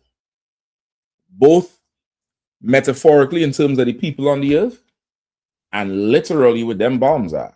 He dropped them bombs, the earth shake. There's only one man doing it. It's the white man. Lucifer is the white man. He's the morning star, meaning he's the brightest, glorious thing on the earth right now. Right? He's everything you see. Superman is him. He-Man is him. The greatest gangster is him. The greatest cop is him. The biggest action hero is him. He's the morning star. He's the bright morning star. And it says in 12, how art thou fallen from heaven, O Lucifer? Meaning now, so taking it back. This is not God kicking Lucifer out of heaven. This is the white man falling from his state, his high state. And brother, Babylon is falling right now. They got a full heat. They got the class dunce for president. You know that old school dunce that sits on the high chair with the pointed hat? That's who's in the office. He get up and you also the video where he said, you could ask me anything. We could talk about anything. Let's talk about sex. This is a press conference. This is the president. You saw that shit? You didn't even see that. Because you had to pull that video up. Like he's a dummy. He's an absolute fool. It's falling. They're falling from a high state. A very high state to very low. They say, he said, what did he say? He said, Iran needs to open the Straits of Hormuz. Iran say, well, come and make us do it then. What? Iran say pull up then. They've fallen from a high state. Like where in history has anybody ever spoken to the US president like that? Ever? No. Go ahead. I was just gonna say he didn't even know he was a president of Puerto Rico, sir. Oh yeah, he didn't even know he's president of Puerto Rico. He said he spoke to the president of Puerto Rico about Puerto Rico, but he didn't know he was the president of Puerto Rico. That's rough, Hawk. That's a rough situation right there. You get the point? Right? So this year, the fallen angel, there's no such thing as a fallen angel. Right? Angels work for God, just like Satan works for God, right? You know the precept for that one? You know the precept for that Satan works for the Lord, angels work for the Lord. No, sir. Give me Job 1:6. Seize every opportunity, overcome every challenge, defeat every threat, and America and our allies will thrive and prosper and win like no nations have ever won before. You're going to win like you've never had before. So I want to just thank everybody very much, and I'm asked to take a few questions. And unlike other politicians, they would like the questions screened. I don't ask for screening of the questions. You can ask me anything you want. You can talk sex. You can do whatever the hell you want. He wants to talk about sex. Right? He want to tell everybody about that pill worked last night. He said that pill and that water that I've been drinking, that should work last night. You should have heard Melania. I didn't hear her scream like that since I bought her from Jeffrey. He wanted to tell everybody about his sex, brother. He's an idiot. Oh, Lucifer, how you have fallen. You fell. You get the point? He's fallen from a high state and is going to keep falling. He's going to keep falling. He's going to get lower and lower and lower. There's no such thing as a fallen angel. Don't give me Job 1:6, all right? The book no of going Job. on TV? No, shit. You probably had to talk to Ash about it. Go ahead. The book of Job, chapter 1, verse 6. Now there was a day when the sons of God came to present See if we can themselves. message him. See if we can get it up, all right? Go ahead. Read it one more time. Job chapter 1, verse 6. Now there was a day when the sons of God came to present themselves before the Lord, and Satan came also among them. Right? So the sons of man came to present themselves to the Lord, and Satan was amongst them. So this is a council. They're coming to speak to the Most High, and Satan is there too. Christians never read that shit. Go ahead. Verse 7. And the Lord said unto Satan, whence comest thou? Then Satan answered the Lord and said, from going to and fro in the earth. So the Most High asked Satan, where you coming from? Where comest thou? Satan gave a report and said, man, I've been going to and fro in the earth, everywhere. Satan works for the Most High. Keep going. From going to and fro in the earth, and from walking up and down in it. Verse 8. And the Lord said unto Satan, hast thou considered my servant Job, that there is none like him in the earth? The Most High is asking Satan a question. He's talking to Satan, who they say, had an open rebellion. That's what they say. He's talking to Satan, and he's saying, have you considered my servant Job? Go ahead, Shapat. Like, sir, had somebody asked this question about fallen angels and stuff last Tuesday. Last Tuesday. And in response to this, she had said it was like 10 levels of heaven.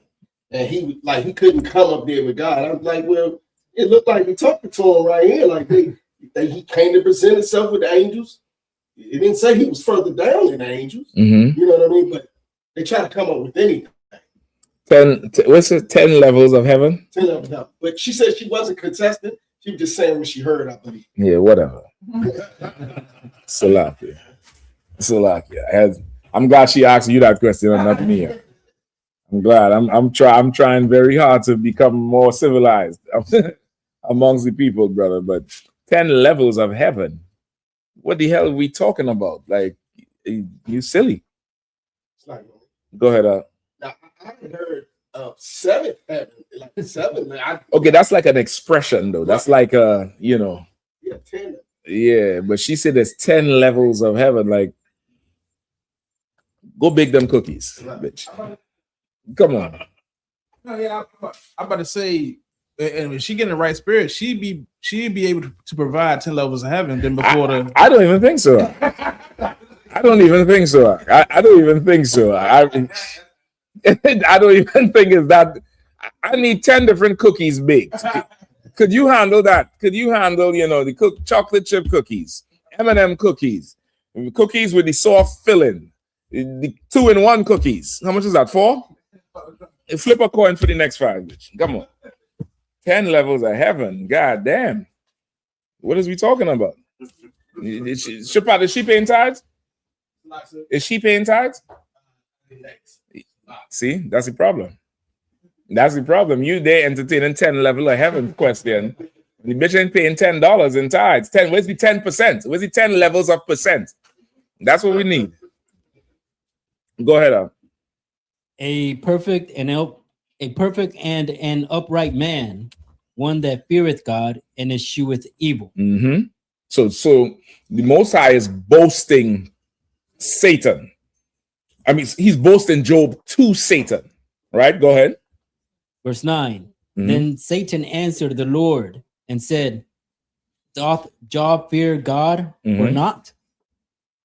Verse 10. Has not thou made an hedge about him and about his house and about all that he hath on every side? Right. So Satan turned to the Most High and said, listen, man, do you think Job fears God for nothing? Say, man, you protected him all over. Someone in there says, give him a second. Do you think Job just obeying you for nothing? You're protecting him. You're in there and you're protecting him. Hear what? You think Job is so great? Remove the protection. Let me have it. Let me slide. Let me spin the block on that nigga. And let's see if he don't curse your name. The Lord said, fine. Just don't kill him. You could do whatever you want to Job, just don't kill him. Does that sound like mutiny to you? Does that sound like, or that sound like 2 niggas boasting about the youngins?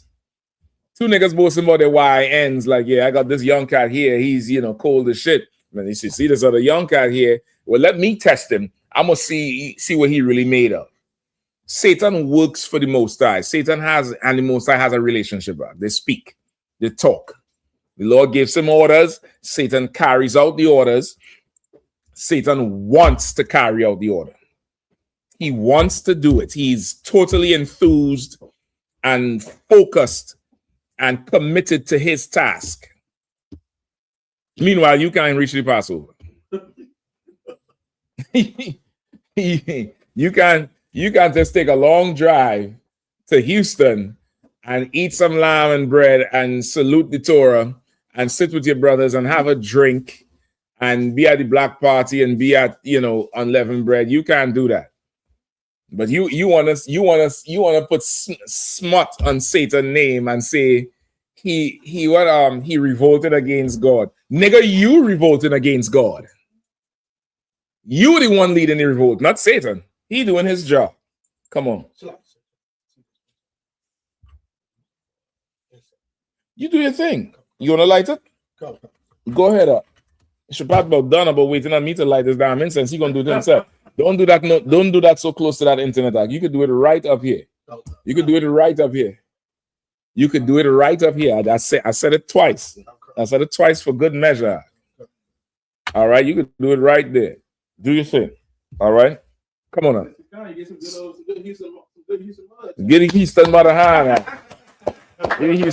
Listen, I had to bring out the damn the old school. I had to bring out the Gators on them this time, because that boots is full of mud from that feeler. It's mud E. It's mud E. All right. So you understand it now, Izon? I know I'm come. So happy. You all know Shapat and books. Here we go. Yeah, Salaki. Here you go. We ain't going nowhere. I'm here. All right. So that's where your fallen angels. That's where they get it from. But there's no such thing as a fallen angel. And also, it comes from Greek and Roman mythology, where the Greeks would they believed that the gods would come to earth and have sex with women, because the Greeks, like Trump, are deviants. They want to talk about sex and sex this and some half bull, half man having sex with a woman and making some demigod. And that's where they think Christ came from too, God having sex with Mary. So the whole thing with the fallen angel is like similar to that.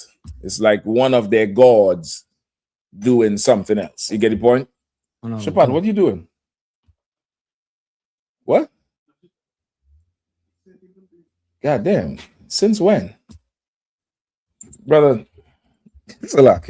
Please, I don't thank you for lighting the incense. Just leave it right here. You know there's a fan built in there. You know what it's for? Turn it on and find out. I appreciate that. All right, so Izon, you get the point now? That's where they get it from. There's no such thing as fallen angels and all that mess. Because if an angel fall on earth now, what is he? Is he superior? Is he somebody to be worshipped? The heathen's always looking for something to worship. Always looking for a sign, always looking for something to worship, and will never worship the creator. They always want to worship the creation. You get the point? So that's where it would come from. Now, as far as the demons go, a demon's job is to destroy a person. It's to destroy a person. It's to destroy or to get that person to destroy somebody else, right? Or to hurt or harm somebody else, or to hurt and harm yourself, which is why the man who was vexed with the demons in the tomb, remember that precept? He would cut himself with the stones, with the rocks. He would cut his son, cut his flesh. He couldn't be chained, right? He would break the chains and scream and yell all night and day, and he would just be so disturbed. And he cutting himself, and they say he couldn't be bound. And when Christ came, he cast the demons into the pigs, and the pigs killed themselves.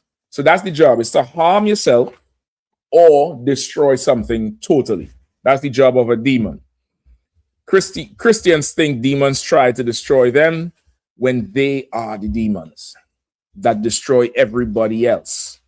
Who's that? What's that girl? One of them who went on Breakfast Club, I forget her name, and she talked about how she was molested in the church. It's Fantasia, or I don't think it's is it a little more? Kind of dark skin sister, big lips? Yeah. Yeah, brother. Who did that to her? A Christian. Full of demons are. Christians is the house of Satan. Christianity is the house of Satan. They the demons. Nobody else.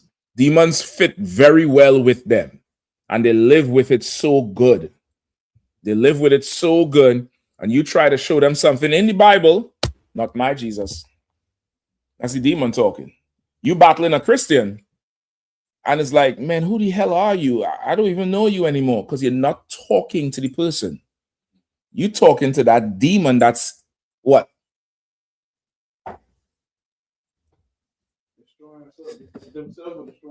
That's true, but I said it tonight earlier. You're talking to that demon that's sitting in the temple of God. That demon is in there. Get the point? That demon is in there, sitting in there. You remember in the Apocrypha, Tobias, when he went to marry that girl who he had rights to. Remember, she had a demon called Asmodeus. The demon had a name. He was so famous. And the demon was in love with this girl. So much so that the demon would make her strangle every husband-to-be she's ever had. The husband caught her, get permission to marry. He going in to make the marriage whole, to consummate the marriage. She kills him in the marriage chamber every night and then wake up crying the next morning, not knowing what happened, because the demon wants her for himself. And there's many women like that. That singer Maya, she married herself. You all like that pretty face, right? That bitch full of fucking demons, Zach. I'm telling you straight up and down. She's filled to the brim with it. To the brim, you will run, you will hug yourself in the corner in the shower if you had to deal with her demons. Zach. Horrible. Go ahead. That sister must have been a bad mom. 10? I mean, they usually are.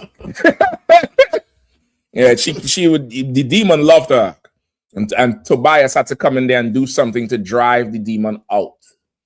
To drive it out from her, because that demon was sitting in her temple and would not leave because he wanted her for himself. You get the point? So that would be the job of a demon. But as far as Tucker Carlson needs to come interview Commander Yahanna, man. Right. He bullshitting with all these fools up there. I don't know what the hell they're talking about. Call the I.S.U.P.K, Tucker Carlson, if you're not scared. All right. Anything else? There's a lot of questions, but this right, this one go. Just came up and is on what you was talking about, sir. Okay. It's from an Edomite, Joe D. It says, "Why does Satan?" From a who? From Edomite. We ain't getting nothing on this. Lots. Sir. All right, let's shut it off then. We get our TV back. TV angry went to Houston and didn't carry it. Now he acting all bitchy and shit. It says, why does Satan get tossed into the lake of fire if he works for God? Well, Satan doesn't get tossed into the lake of fire. All right, let's pull the precept you're talking about. What's his name? Joe D. Joe D. You in the military, Jody? Yeah, he sounds like he might be in the military, you know, Jody. Right? Satan is not getting cast into the lake of fire, Jody. You are. You are being cast into the lake of fire. Anybody know where it is in Revelation 12? Prepared for Satan and his angels.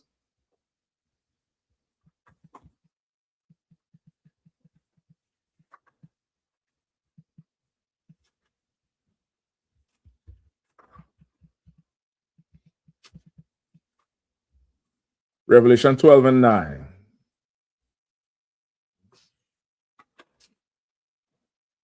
No, hold on. No.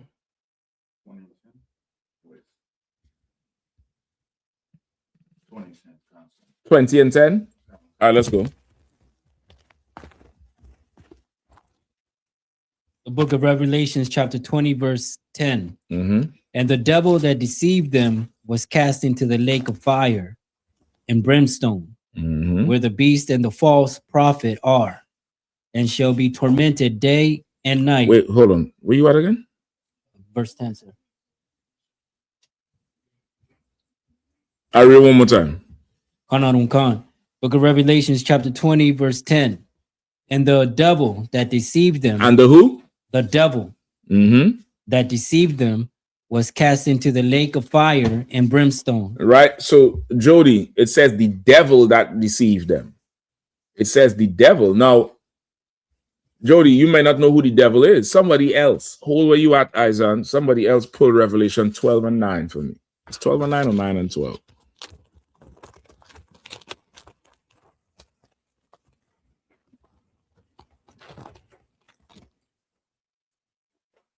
$12 and 9. Give me 12 and 9. Go ahead. Book of Revelations, chapter 12, verse 9. Says you want to handle this? Go ahead and handle this for me, brother. All right. Shapat, you take a red. Give Shapat a hand. Shapat was down there working, you know, Shema doing all kind of thing.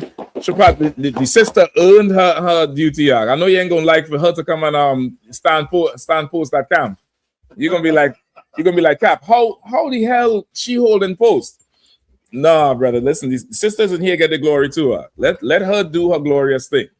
And here, sisters work, unlike the Christian church, where they sit and get filled with demons. In here, the sisters work and get appreciated for it and become valuable for it. If you want to know how valuable they are, don't do what you think about doing. That's all I'm gonna say. Go ahead. It better not be. It better not be. Go ahead. This is the book of Revelations, chapter 12, verse 9. Uh-huh. And the great dragon was cast out, that old serpent called the devil. The great dragon was cast out, that old serpent. The great dragon is who? The oppressor, the white man, who because of his aerial power, makes him what? The dragon. And he was cast out. He was dealt with, and he was that old serpent. Who's the old serpent?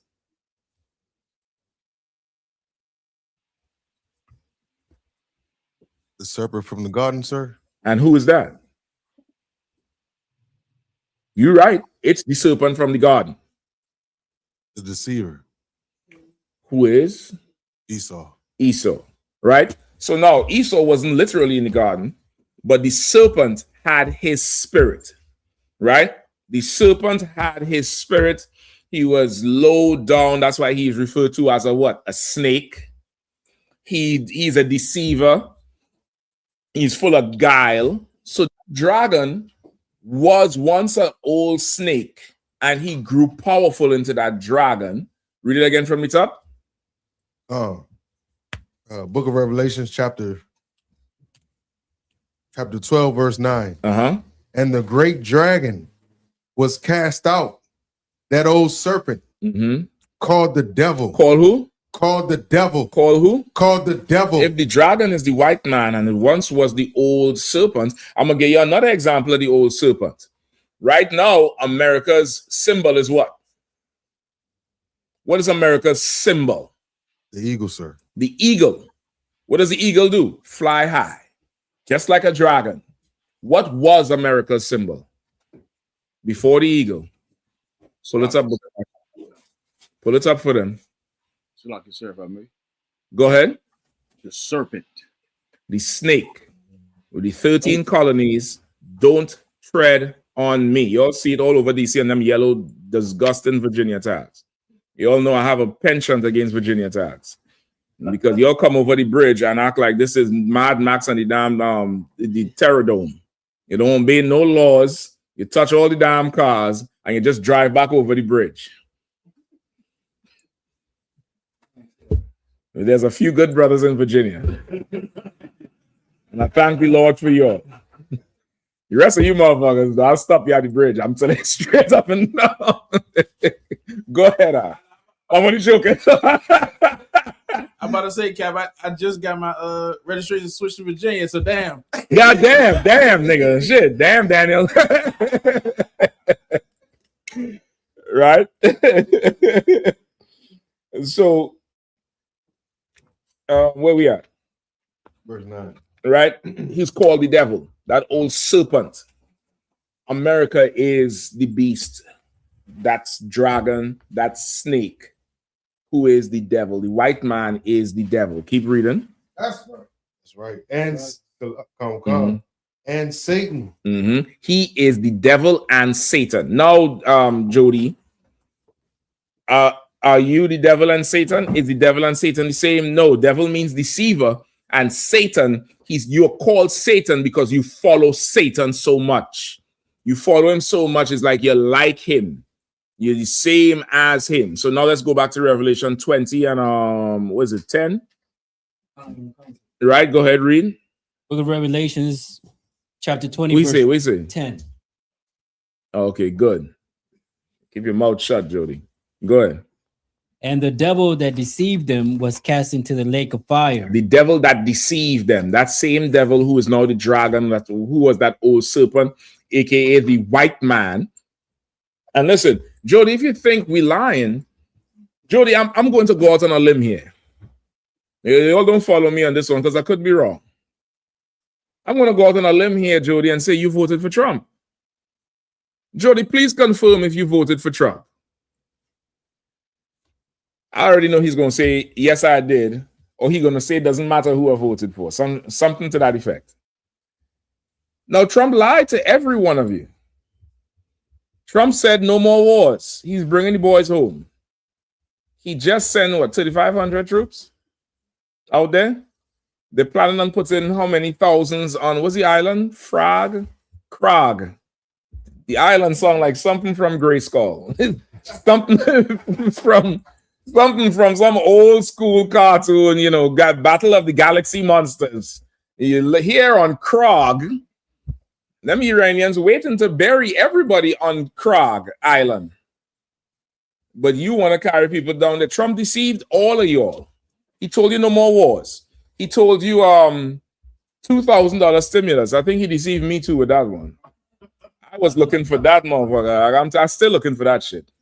I'm still looking for it. Trump, you still have a short window to make it right by me. I still want the $2,000. Come on. He says he doesn't vote. Yeah, whatever. You don't vote anymore. You don't vote anymore. But Trump lied. He deceived the whole world. He was saying they bombed Iran and destroyed the Navy, right? So how was they able to shoot down that F-35, the unshootable, the jet that can't be detected? Nobody in the history of the earth ever shot the plane down. Iran shoot the shit down, and you all destroy the Navy and what? Somebody lying. Somebody lying. Trump lied to her. He deceived the world. He deceived the world. Election time, yeah, we're going to play for childcare. I believe we should pay for it. Man, we fighting too much wars. We can't pay for no goddamn childcare. Let the state handle that. He lied to you. Read 20 and 10 again.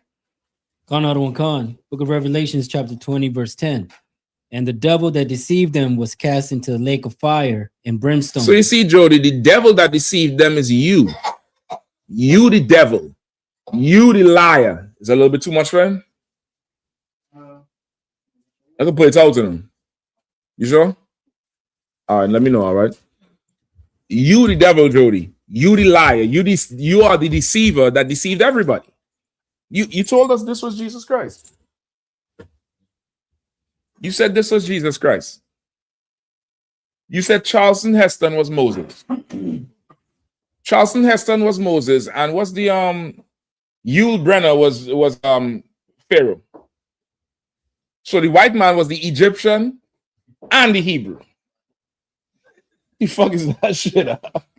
What are we talking about? You lied to everybody. You just lied to us about every damn thing. You lied. The guy who's in charge of what's his terrorist intelligence? Kent?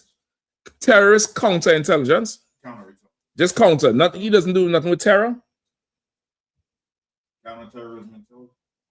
Somebody look it up. The Kent guy. What's his name? David Kent? I forget what his name is. Something Kent. Is that the one that resigned, sir? The one that resigned, that stepped down and started to talk about everything. He said since last year, June or July, they knew that Iran had nothing there to make nuclear weapons or enrich uranium or anything. He said there was no evidence and they had no reason to go into Iran. So Trump lied. He deceived everybody. You are the devil, Jody. You. That's who's the devil. You. You lie so goddamn much about everything. Every single thing. Go ahead, Bukwaj. It was he was the director of National Counterintelligence Center. National Counterintelligence. Counterterrorism. Counterterrorism intelligence. Just counterterrorism. Counterterrorism. I don't understand counterterrorism. I don't know what the hell that is. So more than likely he lying about that too. More than likely he's the terrorist. More than likely he's terrorizing everybody. Right? He's the devil. Go ahead, keep reading. Where the beast and the false prophet are, and shall be tormented day and night forever and ever. Right? You're going to be cast into the lake of fire and brimstone where the beast and the false prophet are. That's you. And every one of our leaders that believe you and followed you and became Christian and tried to teach us to be Christian, they all go into the lake of fire. And the lake of fire is the land mass of North America. That's the lake of fire. All right, Jody? It's going to be hot. That's all I can tell you. All right. Any more?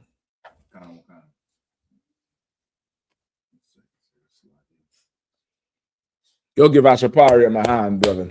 Ashapari was out in that rain, brother, doing them prayers, doing that whole thing with no, I mean, it seemed like he just get louder and stronger as the rain fell more. Yeah, I mean, like y'all don't know Ash, boy. Ash, if it meant the nation would be benefited, Ash would run off a cliff. If that's what it took, he's going to do it, and you're not stopping him. That's who he is. You know him, that's who he is. He was out there in that rain, and it was glorious to see. And I think it was so contagious. I think everybody there fed off of his energy. Everybody there fed off of it. The salute in the Torah was good and strong. It was just so goddamn right. And man, it was amazing to see. I always have comments on it. Salaki, go ahead. I don't think any of us was tripping off the rain. That's what's crazy. I was seeing sisters step in the mud and all that. Just ain't even complaining or nothing like that. Of course. You know, I was up there getting how he was going. God damn, his name is Ephraim's Fire and all. There was a bonfire up on that podium, man. If you could see in the spirit, you would see a fire just blazing as he's reading on. As he's up there doing the damn thing, you would see fire. Insane. Go ahead. This from Officer I.S.U.P.K says, like, sir, the Hamite that got kicked out from trying to get into the Passover public shop. Can you comment on that, my lord? What's the why? I mean, he tried to come in and he got put out. I mean, it's simple. He tried to come in. They say he's some YouTuber, some influencer or something. I'm sure he came there for content. He came there just like, you know, I've been to the UK a whole lot. People walk up to what do they call these people? No, it's in front of Buckingham Palace. The beef eaters. They call them beef eaters. The ones with the little furry hats. And they try to mess with them because the custom is that they can't show no emotion. And they just have to stand there. I once knew a brother that punched one of them. I ain't gonna even go into the story. But they just have to stand there. And people go and film them for content and, you know, do stuff in front of their face to try to see if they could blink. Some people go stand up next to when they on the horse, right? And the horse will bite the fuck out of you if you don't know what the hell you're doing. It's like that. People go and try to have content with something. And this heathen wanted to have content. I guess he was in Houston or he's based in Houston. I don't really know. I've seen his face before, but I don't really know who he is. And I guess he came there. He had his men filming and he tried to prove something. Like, I don't know if he thought we weren't really about it.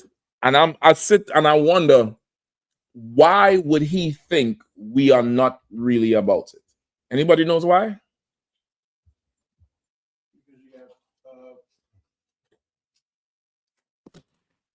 Because you have fake posers and groups of men saying that they're Israelites and they're really not. And why is that important? Okay, you're right, but okay, why does he think we would not put him out? You want it, right? Because these other Israelites are not following God, not following God. And what they're doing when he show up? They're embracing him like a brother gets shown him love. Here, eat some food. This is called unleavened bread. Say Shabbat Shalom. Shabbat Shalom to the Hamite. And what's the thing for Passover? I forget how they say the happy Passover. But these fake Israelites will accept anybody. They're like a needy broad. Anybody who come up to the door, yeah, come in, Shabbat Shalom. This is not that type of place. We ain't thirsty for nobody. You come to the door, you getting inspected, and sometimes that door gets closed on you. Sometimes that door gets shut. What's wrong? I don't feel the love. The problem, there's a place that's gonna feel the love, and you're gonna feel them a whole lot. You could go there. This place ain't for everybody. This place ain't for everybody who is Israel. fuck you think a heathen gonna come up in here? Everybody who's an Israelite by blood can't come in here. A heathen gonna come in? So that's the long and short of it. If I could, sir. He showed up to get views, and we gave it to him. We gave him all sorts of views. He saw a view of the floor. He saw a view of the sun. He saw a view of the brother's wrist. He saw the elbow view. He saw all kind of views. I think he saw a view of his whole life when the thing just started. I think he saw a view of his whole life when everything just started. I'm gonna come to you, Shabbat. Go ahead, Awarium. No, I was gonna say on top of what you're saying, sir. Like the fake Israelites say, those other Israelites, they come hard. We don't come hard. Oh, got that video. Good night. Say they hard, but we don't come that hard with his gay ass. He ain't pause on nothing. As long as you know we do it harder than you, brother. As long as you know that. That's all I have to say. As long as you know whatever is being done, you're not gonna do it harder than us. Now let your nasty mind take you wherever you want. I could be talking about marching. Hell. Dumbass. Next question. Oh, Slacky, Shabbat, come on. Now, I would say he got his views, though. He also got a view of me mugging him. He definitely say, oh, they ain't playing. No, I don't think why he would think so. You think Israelites is the reason he came to that Passover. Because you're letting everybody in. Go ahead, Bakwash. One y'all says, can I get a breakdown on Luke 12 and 50? What's the baptism that Christ has been baptized with?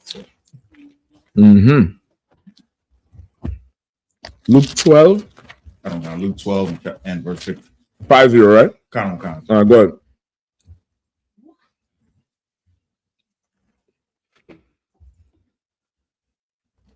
This is the book of Luke, chapter 12, verse 50. But I have a baptism to be baptized with. Start at 49. Come. The book of Luke, chapter 12, verse 49. I am come to send fire on the earth. And what will I? If it be already kindled. But I have a baptism to be baptized with. And how am I straightened till it be accomplished? Suppose ye that I am come to give peace on earth. I tell you, nay, but rather division. For from hence... Hold on, I'm going to get to him. This baptism, this is Christ speaking like a Judite would speak. Talking and shit. Read 49. Don't think baptism like religious baptism. Just read 49 again. Come. I am come to send fire on the earth. And what will I if it already be kindled? What does that mean? Give me the first line. I'm come to send fire on the earth.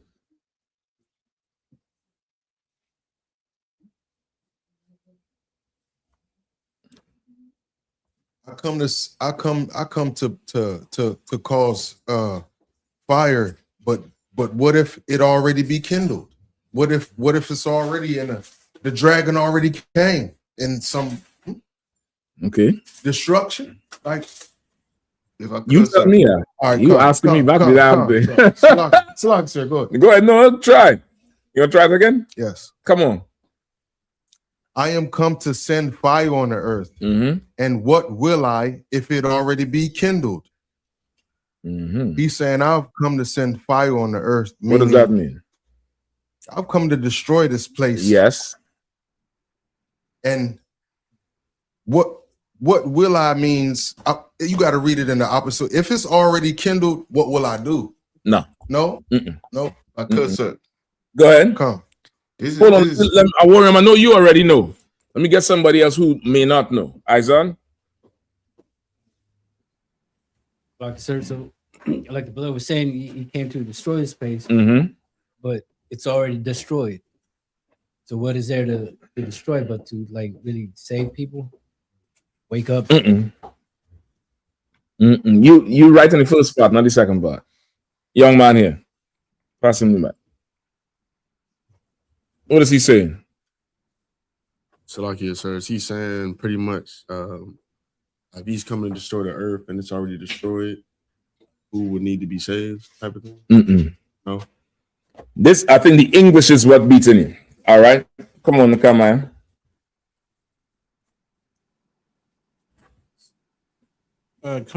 Christ is coming back to rule the world, to take over the world, to start this revolution for blacks and Latinos and American Indians. But what if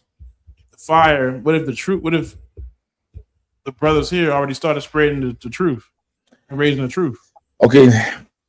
Oh, you on it, but then you started talking about the truth. This was a little more carnal. This is straight up carnality. Go ahead, warrior. Come on.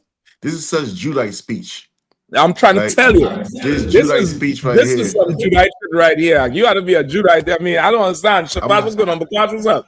What's up? Y'all, what's going on? Y'all false flagging. That's what the fuck is going on. Hold on. Because say he knows what it is. Come on. Let me hear it, Bukwa. Yeah, if I could, so I just want to change one word for them. They're gonna get it, sir. Go ahead. Change the word. Okay, read it one more time. Salakia. Whoever was reading, read it. Book of Luke, chapter 12, verse 49. I am come to send fire on the earth, and what will I, if it be already kindled? Change that word kindle to lit. See? Change the word candle to lit. There we go. There we go. The Judites, the Judas in here. She's familiar with popping shit out. She's like, yeah, I know exactly what the fuck that means. Right? Read it one more time as an officer warrior saying, and change kindle to lit. Come. I'm come to send fire on the earth. And what will I, if it already be lit? You get it now? Kindle means to start. If somebody say go kindle a fire, you not burning the place down. You doing this with 2 stones. And then getting down and putting stuff on it, you starting the fire. He's come to send fire on the earth. But what will it be for him if somebody starts it? Imagine you having a party, right? Party is yours. You always just at the black party, right? Everybody in here? Get the black party. Yeah. Everybody in here is at the black party. Boy, because we're doing something in DC, boy. You had the black party. How would you all have felt if you all came into the black party and there was no music? And, you know, the plug to the DJ turntable is unplugged. The lights is off. The drink's there, but ain't nobody pouring nothing. And you had to go plug it in. How would you feel? Would you do it? You would do it, but it's different when you're out the street. When the GPS says turn left into Player Street, and you hearing Vibes Cartel or the OT, the Mexican OT, and you hearing that shit coming through, and you seeing everybody's drinks, and you're pulling in the parking lot. You like, oh, this shit lit. Come on, man. Now, what will it be if this shit is already lit? But imagine you had to come in there. All right, yo, come on, go plug that in. Go bring the drink. The vibe is dead. He's saying, what will it be if this is already lit? Oh, wait. He ready to get it on. You understand? He come to set fire on there to destroy this place. What if the destruction already started? What if it's already started? Good night, Irene, boy. It's going to please him. Keep reading.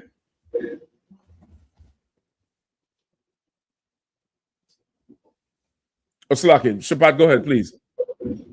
Just throw one in there because I was gonna say, I come to get this place popping, get it popping. But what better if Officer Yashika is already on the stage doing his thing?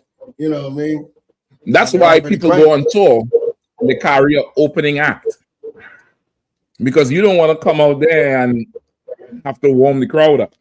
That's why main event is followed, is precursored by bantamweight and welterweight. All the fights don't nobody give two rats ass about.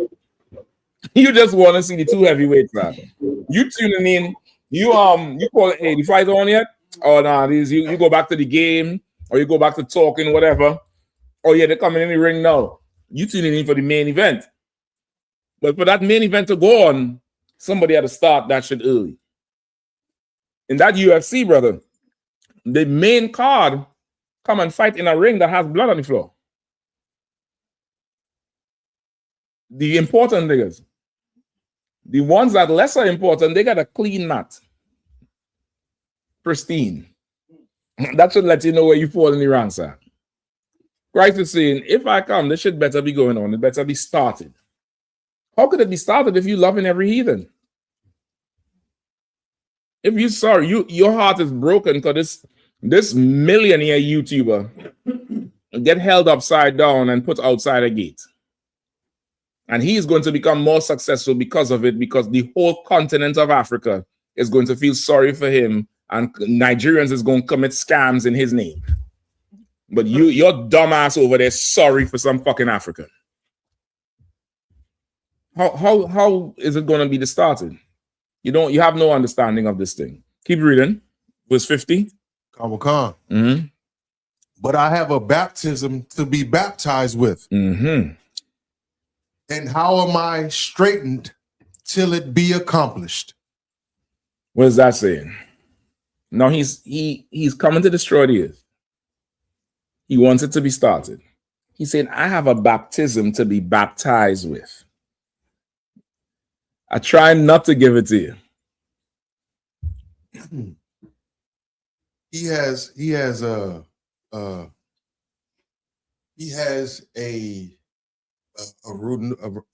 in coming to destroy. He's gonna.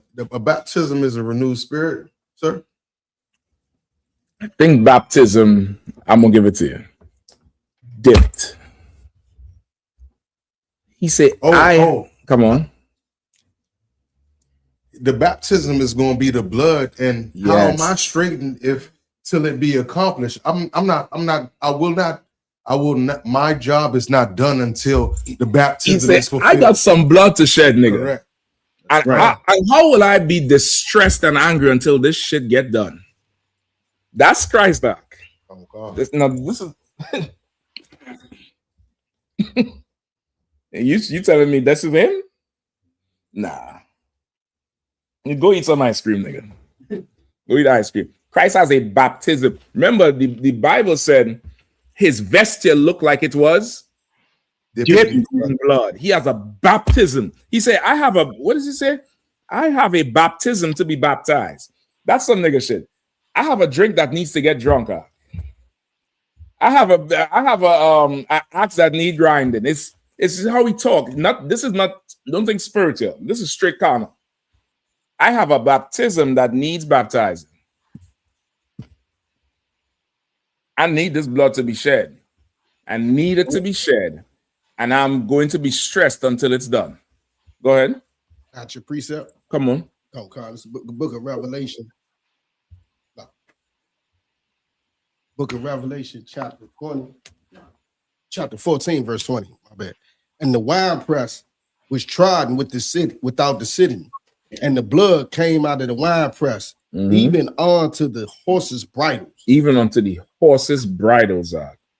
You all see how big them horses was on the ranch, right? Some of them were smaller than others, but there were some titans on that ranch. Them tall horses is what the police use for crowd control. The Bible says the horses will be up to the blood will be up to the horses' bridles. Brother, that's blood. That's like a pool of blood, like not a pool you're walking, like a swimming pool of blood. Christ said, I have a baptism to be baptized in. And how will I be if, I'm going to be stressed until this gets done? So that's what it's talking about, no one, y'all. You get it? And then he read 51 again. Okay. Suppose ye that I come to give peace on earth. I tell you, nay, but rather division. Right? He's saying, you thought I came to bring peace. You thought the prophecy of the peaceable one until Shiloh come meant that this was, all coming together of everyone. He said, no, I came to divide this place. I came to divide. I came to bring division. I came to set things apart, set things at odds. I came for that. I did not come for peace and love and hugs and kisses. I came for war. You get the point? You brothers love that modern warfare? Well, listen now. Christ coming back for some modern warfare. It's going to be so modern, it's going to be ancient. You get the point? So, no one. You out? All right, do you taking a plate with you? Musa and Christ. All right. Any more? Come on. This is from Wendy Kirkland. It says, do you believe Jesus is God Almighty? And then goes on a bunch of ramblings. Rambling like what? Tell everybody why God calls the earth his footstool and his resting place. If you know, if you know why. Joe says, do you want to enter into God's resting place? God appeared to Abraham in body that Abraham could see with his own eyes. You don't believe God came down. Okay. Anything else? What else you say?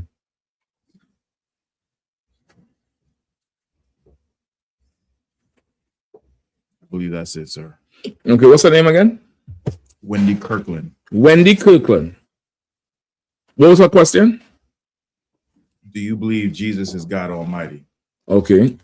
Wendy, this is what I believe. Get me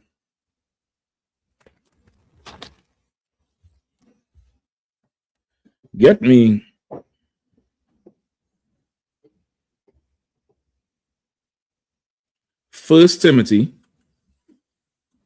chapter 2. I need a good, strong Lord reader. Give me First Timothy chapter 2. Start at 11. No, start at 12. Please, quickly. First Timothy 2 and 12. 2 and 12. Let me let the young boy tell it to her. Give me First Timothy 2 and 12. You have it? Come on out. First Timothy 2, verse 12. Go ahead. But I suffer not a woman to teach. Say it again. But I suffer not a woman to teach. What's her name? Wendy Kirkland. Wendy Kirkland. But let's read it again. But I suffer not a woman to teach. Replace woman with Wendy. It's a good thing. W Wendy, W woman. Replace woman with Wendy Kirkland. Go ahead. But I suffer not a Wendy to teach. Go ahead.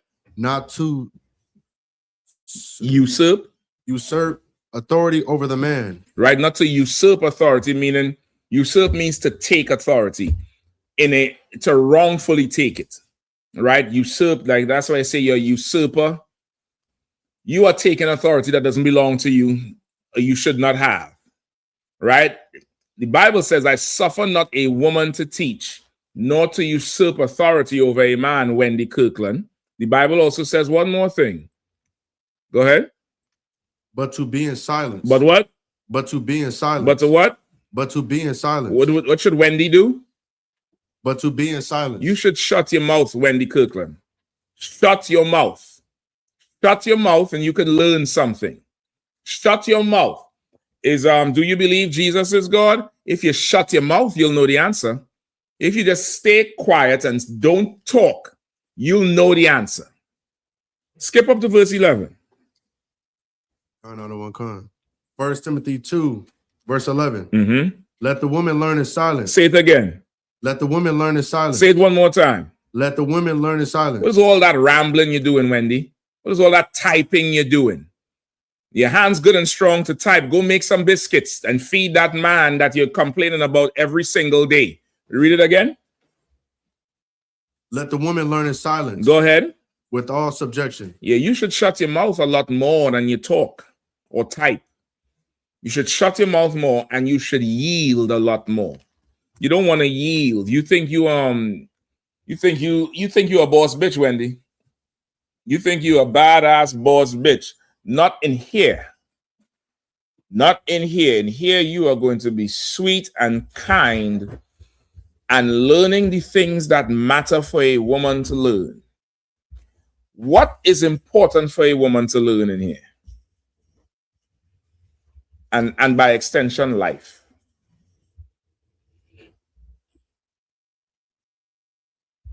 Oh boy, I asked the question that stumped the class, Matthew.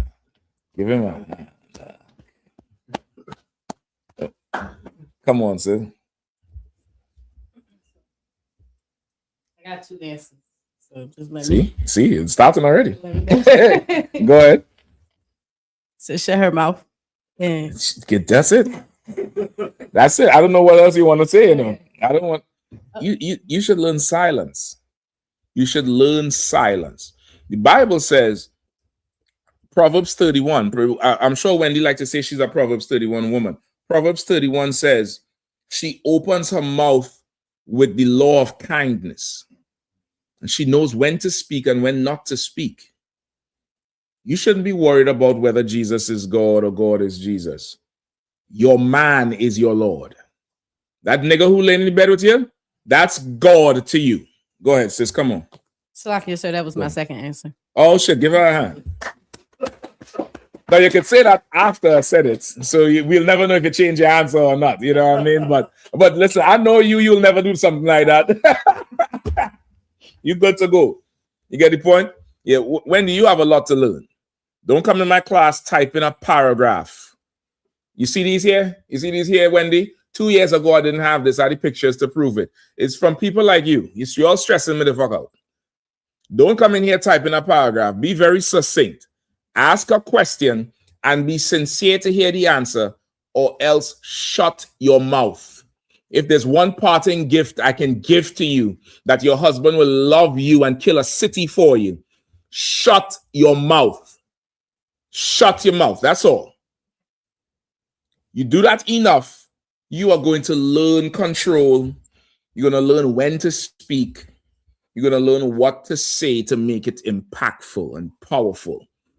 You women always talk about, he doesn't talk to me. We don't talk about my day, because you're always talking. You want to be the type of sister where you control yourself so much, he's asking you to talk. Tell me about your day. Nah, you don't want to hear about, come on, baby, tell me about your day. What happened? Tell me about that girl on your slavery and something. He wants to hear you talk, because you don't just run your mouth because you think you know it all. There's no nigga. You'll ever hear Melania talk? I think you only heard her talk once when she gave that horrible speech recently. Before that bitch was silent. Silent, and Trump, that's his longest marriage, I think. I think he ain't been married longer than that ever, and he's a devil. He's a devil, and he likes silence. What do you think a righteous man wants? Wendy, what's her name, Kirkland? Shut your mouth. Stay quiet. Stay quiet, and you learn the mysteries of if Jesus is God. You learn it. Next question. Oh, she typing still? No. Oh, she better not. She better not. Come on. That was his longest marriage. His second longest was 15 years. This one 20. Yeah, of course, because Melania don't say shit. The most she ever do is pull away from him. You remember she did that in the first term? He tried to hold her hand and she pulled away. She learned her lesson now. She learned her lesson. I don't know what he did to her, but she learned her lesson. You get the point? Now she have a Netflix special because she quiet. She ain't talk for 8 fucking years. Now she on TV talking. Wendy, shut your mouth, girl. What's going on? You're wasting. Shut your mouth. You'll get a Netflix special. You'll get to make speeches in front of United Nations. But you want to come in here and run your mouth and talk? Nah. That bed cold. I know that. That bed is ice cold. It's cold. There's an ice box where your bed used to be. It's cold because that nigga ain't laying in it. Because of your mouth. Shut your mouth. You'll get a man. Yeah, white corsage. Shut your mouth. Come down to the black party. And ask for my shock. Don't ask me, Salaki. Don't ask me. All right, next question. I.S.U.P.K. SAC says, Salaki, sir, if I can get a breakdown on Revelations 9 and 7, Baba Shaw. Let's what go. are the locusts? Let's go. Do I remember that? This is the one with the hair and the teeth. All right. After this, right? Let me, before we run out of time, let me get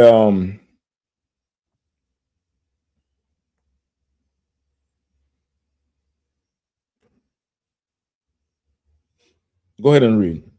Revelation chapter 9, verse 7. Mm-hmm. And the shapes of the locusts were like unto horses prepared unto battle. Mm-hmm. And on their heads were as it were crowns like gold, and the faces were as the faces of men. Revelation 9 and what? 9 and verse 7. You go ahead. Keep going or read from the top. No, go ahead. Verse 8. And they had hair as the hair of women, and their teeth were as the teeth of lions. And they had breastplates, as it were breastplates of iron, and the sound of their wings was as the sound of chariots of many horses running to battle. Okay, these I believe is the armies of the heathen, you know, or the white man. Hold on. Bear with me.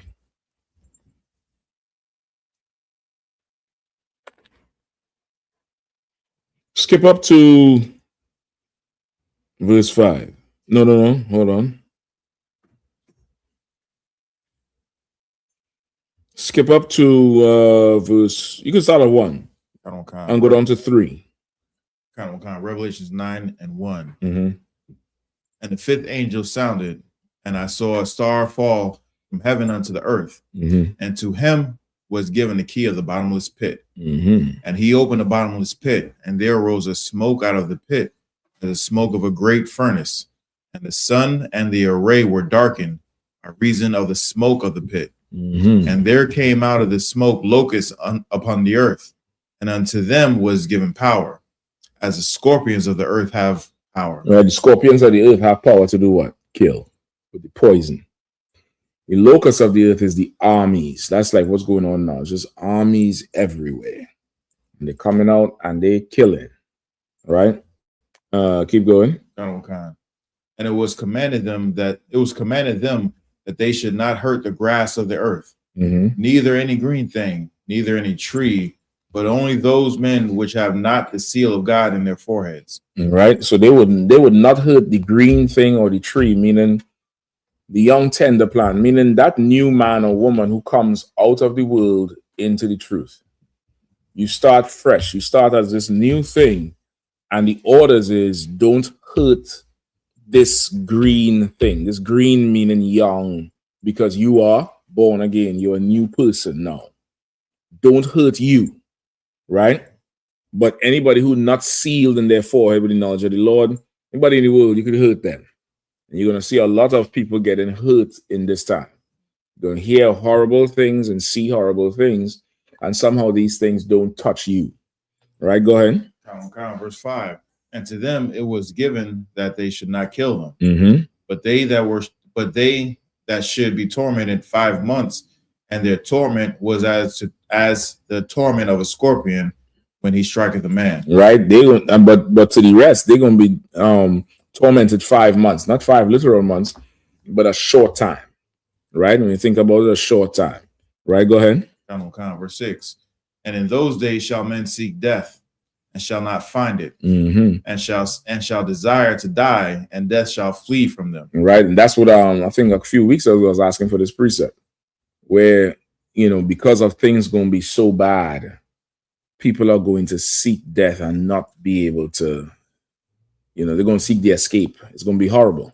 Go ahead. It's like, I think that was a New Year's class around New Year's time. Can't remember. It's a lot. It should seem like a couple of weeks to me. Tell you. Can't remember this morning, much less months ago. But that's it. Go ahead. Where we at? Verse 7. And the shapes of the locusts were like unto horses prepared unto battle. Right. So now he's seeing these locusts. Think like a swarm of locusts going across a field. They're destroying crop. That's the vision. But as he gets closer, he's like, these locusts shaped like, say it again. The locusts were like unto horses prepared unto battle. But as he gets closer, it's like a horse in battle with a rider and armor and destroying things as it go. Go ahead. And on their heads were as it were crowns like gold, and their faces were as the faces of men. So as he gets closer, he sees these as men with crowns and faces on horses. But at first he thought it was locusts because of how many they were on the destruction, like locusts on a field. Go ahead. Verse 8. And they had hair as the hair of women, and their teeth were as the teeth of lions. Right? They had hair as the hair of women. What's that talking about?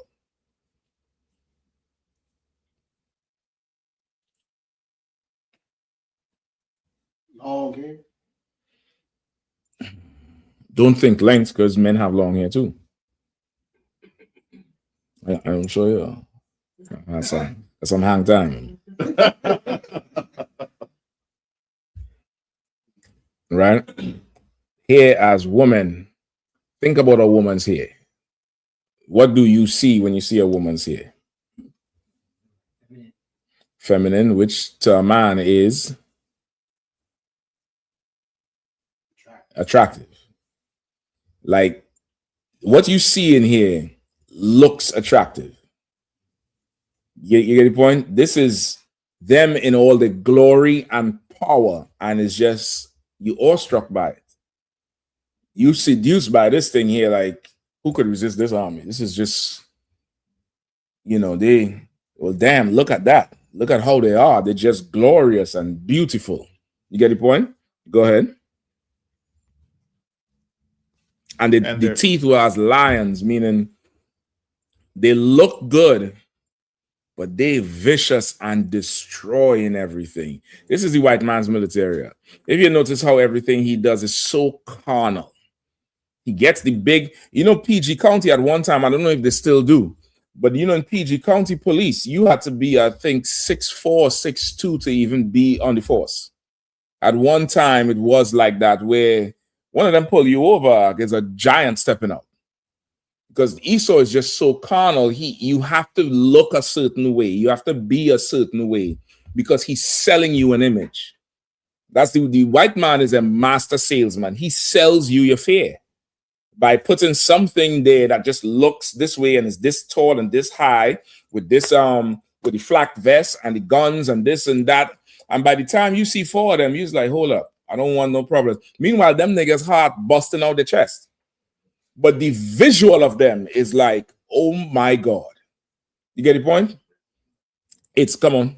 It's like, just like the way you were saying, the Korean War is still going. It's just like a ceasefire for like 70 years. But they have checkpoints. Okay. And between the North and the South. Mm-hmm. And in order to be a guard on those checkpoints, you have to be so a certain tall, height, certain weight. You have to look a certain part on both sides in order for you just to be on that, just to check a door. Yeah, because they want when the other side sees it is like, well, I'm not him. You get the point? Like the heathens are carnal. Remember David and Goliath? When Goliath saw David, he said, "Who the fuck is this nigga you bring in here? You're disrespecting me with this little boy?" He called him a stripling. A stripling is like you break a piece of a strip off of a ply. A stripling. He was so much of a boy. He was skinny. A young man is very skinny versus when he fills out. You get the point? He's not a grown man. Goliath was offended. Goliath also dead though. He also fucking dead. You get the point? For us, it don't matter the stature of a man. That's what the Lord told us. Samuel told David's father. The Lord does not look at the stature of a man. He looks what's in a man. You get the point? The heathens look at the stature. They don't care what's in you. Just stand there and look mean, nigga, even though you're scared. License and registration. Bah, bah, bah, bah. And then start to cry. Just stay home. Or don't pull nobody over. You're scared, nigga. Don't pull nobody over. We have a culture. 2 o'clock in the morning, you stopping at the red light? I don't. I'll face the ticket. It's just common sense. You don't know about that shit. Well, I guess y'all never have been at the business end of something. Go ahead. I used to know somebody. Listen, I know the nigga. He here today. There's certain places, brother. 2 in the morning, and listen, Esau knows it. That's why at certain hours, 2, 3 in the morning, certain intersections is yellow, blinking. They don't want nobody stopping because you could get jacked. They know it. If they know it, what the fuck I playing law-abiding citizen for? Nigga, I file my taxes, and I give Esau what's his. You want to see me while I red light in the morning? Send the bill. But I ain't stopping. What the hell are we talking about? You get the point? It's just common sense. It's just, you do what's common sense. But these people here, they're so carnal with everything. It has to look a certain way. It has to be a certain way because they're selling you an image. They're not actually bigger or stronger or more righteous, but it has to look that way. You get the point? It absolutely has to look it. All right. So that's what the locusts are here. The locusts is the armies of the heathens all the way through. All right. He also has another question. I.S.U.P.K. Sack says also, can I get a breakdown on Joshua 5 and 14? Who was the captain of the Lord? If I could remember this one, I may not. It said Joshua 5. Joshua chapter 5 and verse 14, sir. Okay. Joshua 5 and 14. And he said, nay, but as captain of the host of the Lord am I now come. And Joshua fell on his face to the earth and did worship and said unto him, what saith my Lord unto his servant? I believe this is when he braced the angel, right? Joshua 5 and what? 5 and verse 14. Okay, what is this question? Who is the captain of the Lord? I read it again. Joshua 5 and 14. And he said, nay, but as the captain of the Lord of the sex. Start at 13. Verse 13. And it came to pass when Joshua was by Jericho that he lifted up his eyes and looked and beheld. There stood a man over against him with his sword drawn in his hand. And Joshua went unto him and said unto him, Art thou for us or for our adversaries? Joshua see a man who had a sword drawn out. And Joshua went to him and said, which side you on? So if he said he was for the adversaries, what was Joshua going to do? He would have started the baptism. Joshua had a baptism that need baptizing. He would have started the baptism right there. We can't hear it? Don't worry about it. Go ahead. Verse 14. And he said, nay, but as the captain of the host of the Lord am I now come. And Joshua fell on his face to the earth and did worship and said unto him, what saith my Lord unto his servant? And go ahead. And the captain of the Lord's host said unto Joshua, loose thy shoe from thy foot, for the place whereon thou standest is holy. And Joshua did so. Okay, and his question was, who is the captain? Okay, this here is an angel of the Lord that appeared to Joshua, right? You know the precept where it says, be careful when you entertain strangers, for some have entertained angels unawares. An angel don't come to you like, floating half naked with his hands out like, my child, come to me. An angel don't come to you like that.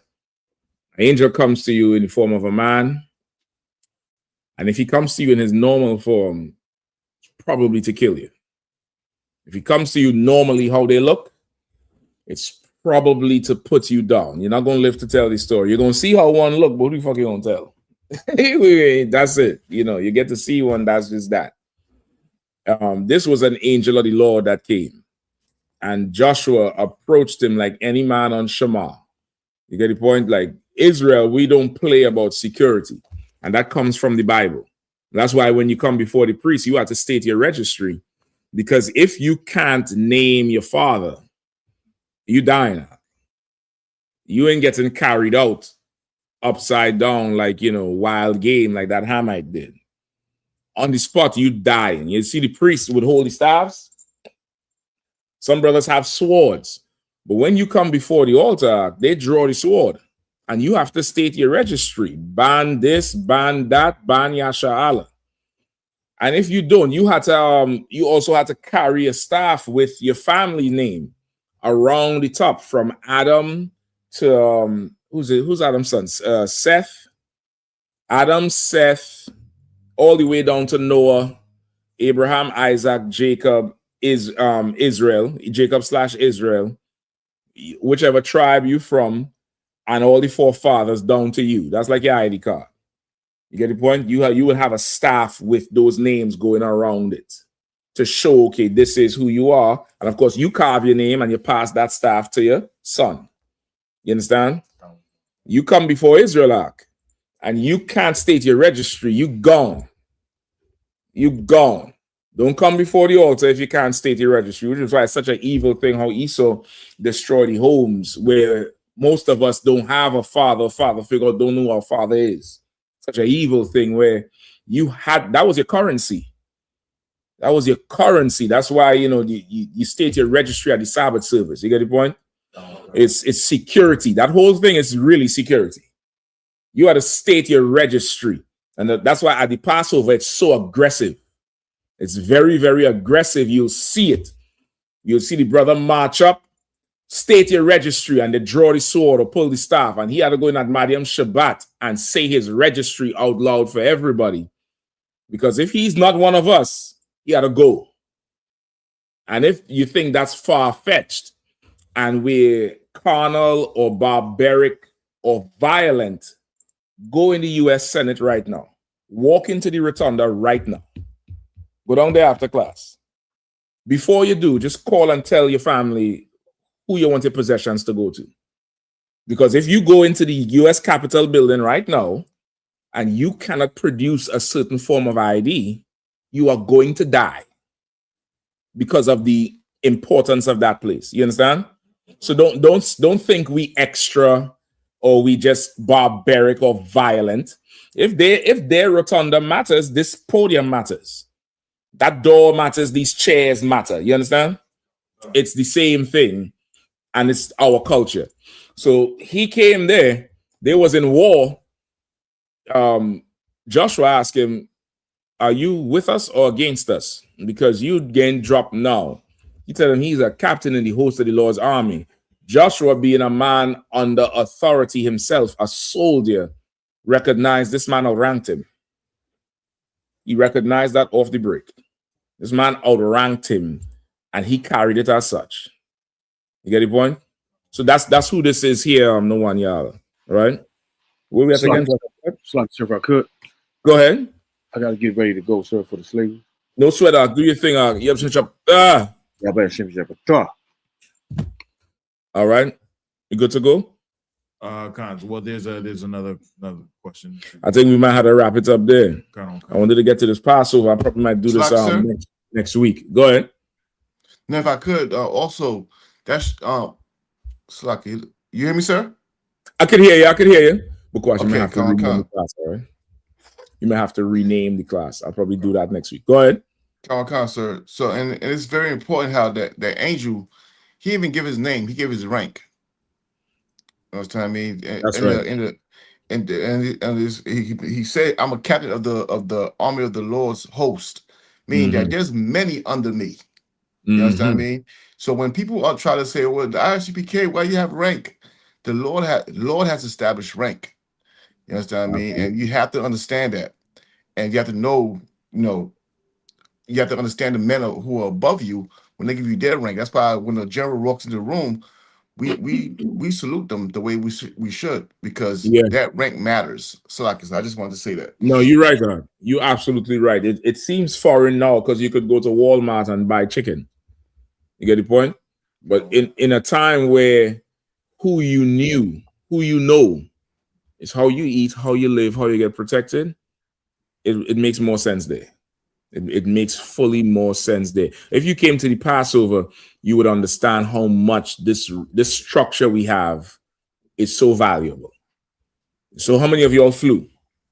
You brothers who flew and sisters who flew, right? You all flew down? Did you take an Uber to the airport or somebody took you? You drove, no sweat. Anybody took an Uber to the airport or got a ride from Houston?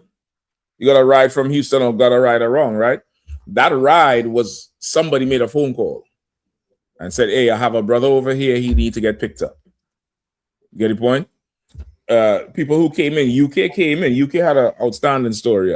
Half of UK came in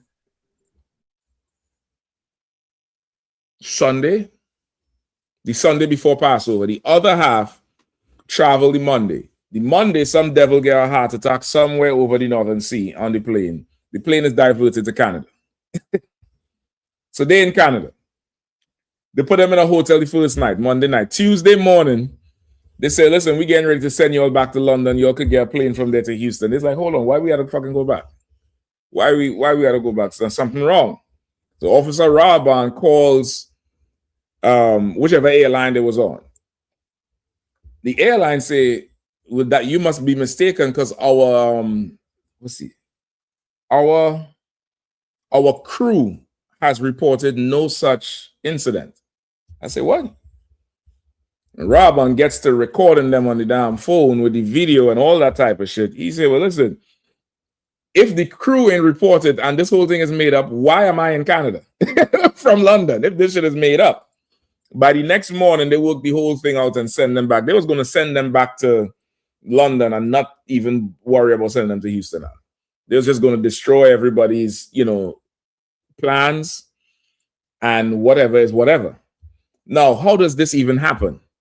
Because I believe he was the highest ranking man there. He called who he has to report to, which was the other brothers in the UK who was already in Houston.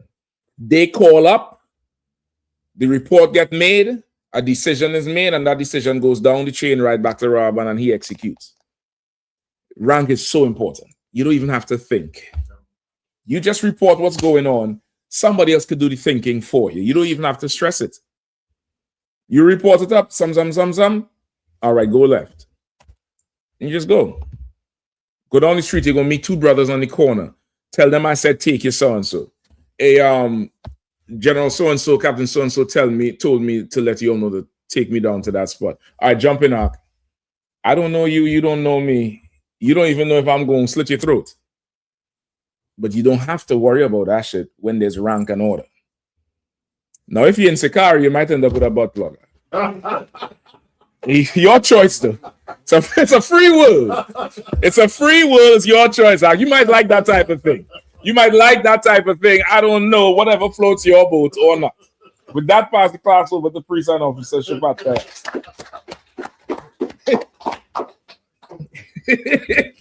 You in the back seat? Yeah, go in the back. Go further back.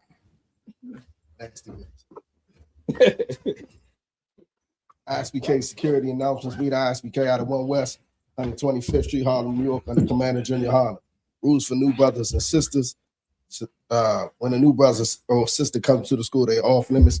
6 months, they have to be saluted only. They're here to share themselves with the world.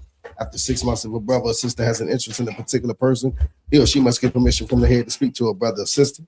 There's another 6 months in which the brother or sister will court each other. After the 6 month period, the brother or sister will get permission from the head to speak to each other. There's another 6 months in which the brother or sister will get permission from Don't let that fading, or you'll reprint that if it's fading. That announcement is paramount. Passover has passed. I made it was crazy. It's Tuesday in the class. I ain't have it. I had to read it from memory. Listen, maybe don't look at it. Just read it. Just recite the goddamn thing. After that 6 month period, the brother says we'll get permission from the head to marry tithes, which is a commandment. That got to be one of the hardest things to follow in here. Don't talk to her, don't talk to him, and go to him and him alone. I think them is the two that beat everybody up. Matthew 18 And don't go in her inbox, Zach. I think that's the kryptonite. Zach. I know what to do if I need to set you all up. I know exactly what to do. Go ahead. Tithes is the commandment. I'll line you up good and proper. This is the book of Numbers, chapter 18, verse 21. The book of Malachi, chapter 3, verse 8 through 10. Means 10th in Hebrew and it's pronounced I.S.U.P.K. 10% of every penny of any increase the Lord gives you, give it to the treasury department or teacher. Priest for a free will offering for priest, not mandatory, whatever amount you would like to give. Upcoming holy convocation. So, yeah, this is the closing of the Feast of Unleavened Bread. Sir.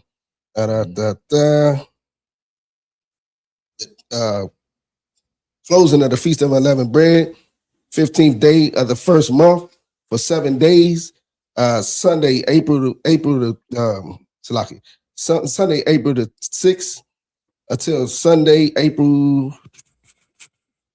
the what's that? It's a different drink.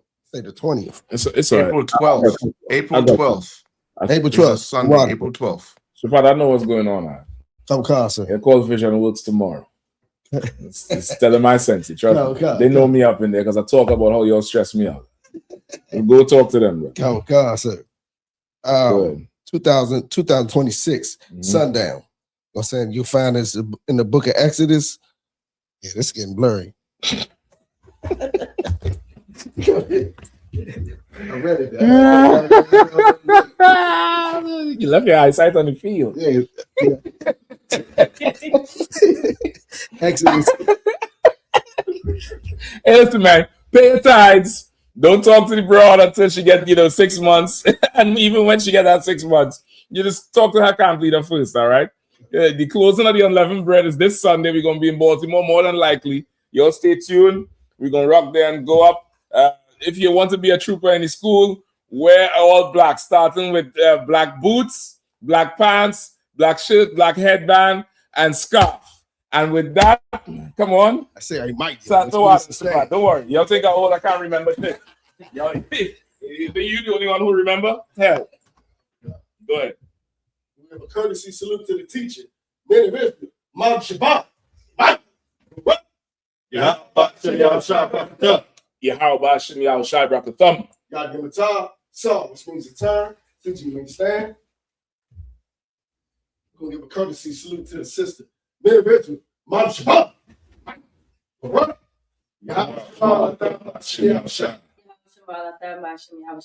God give him a time. Class to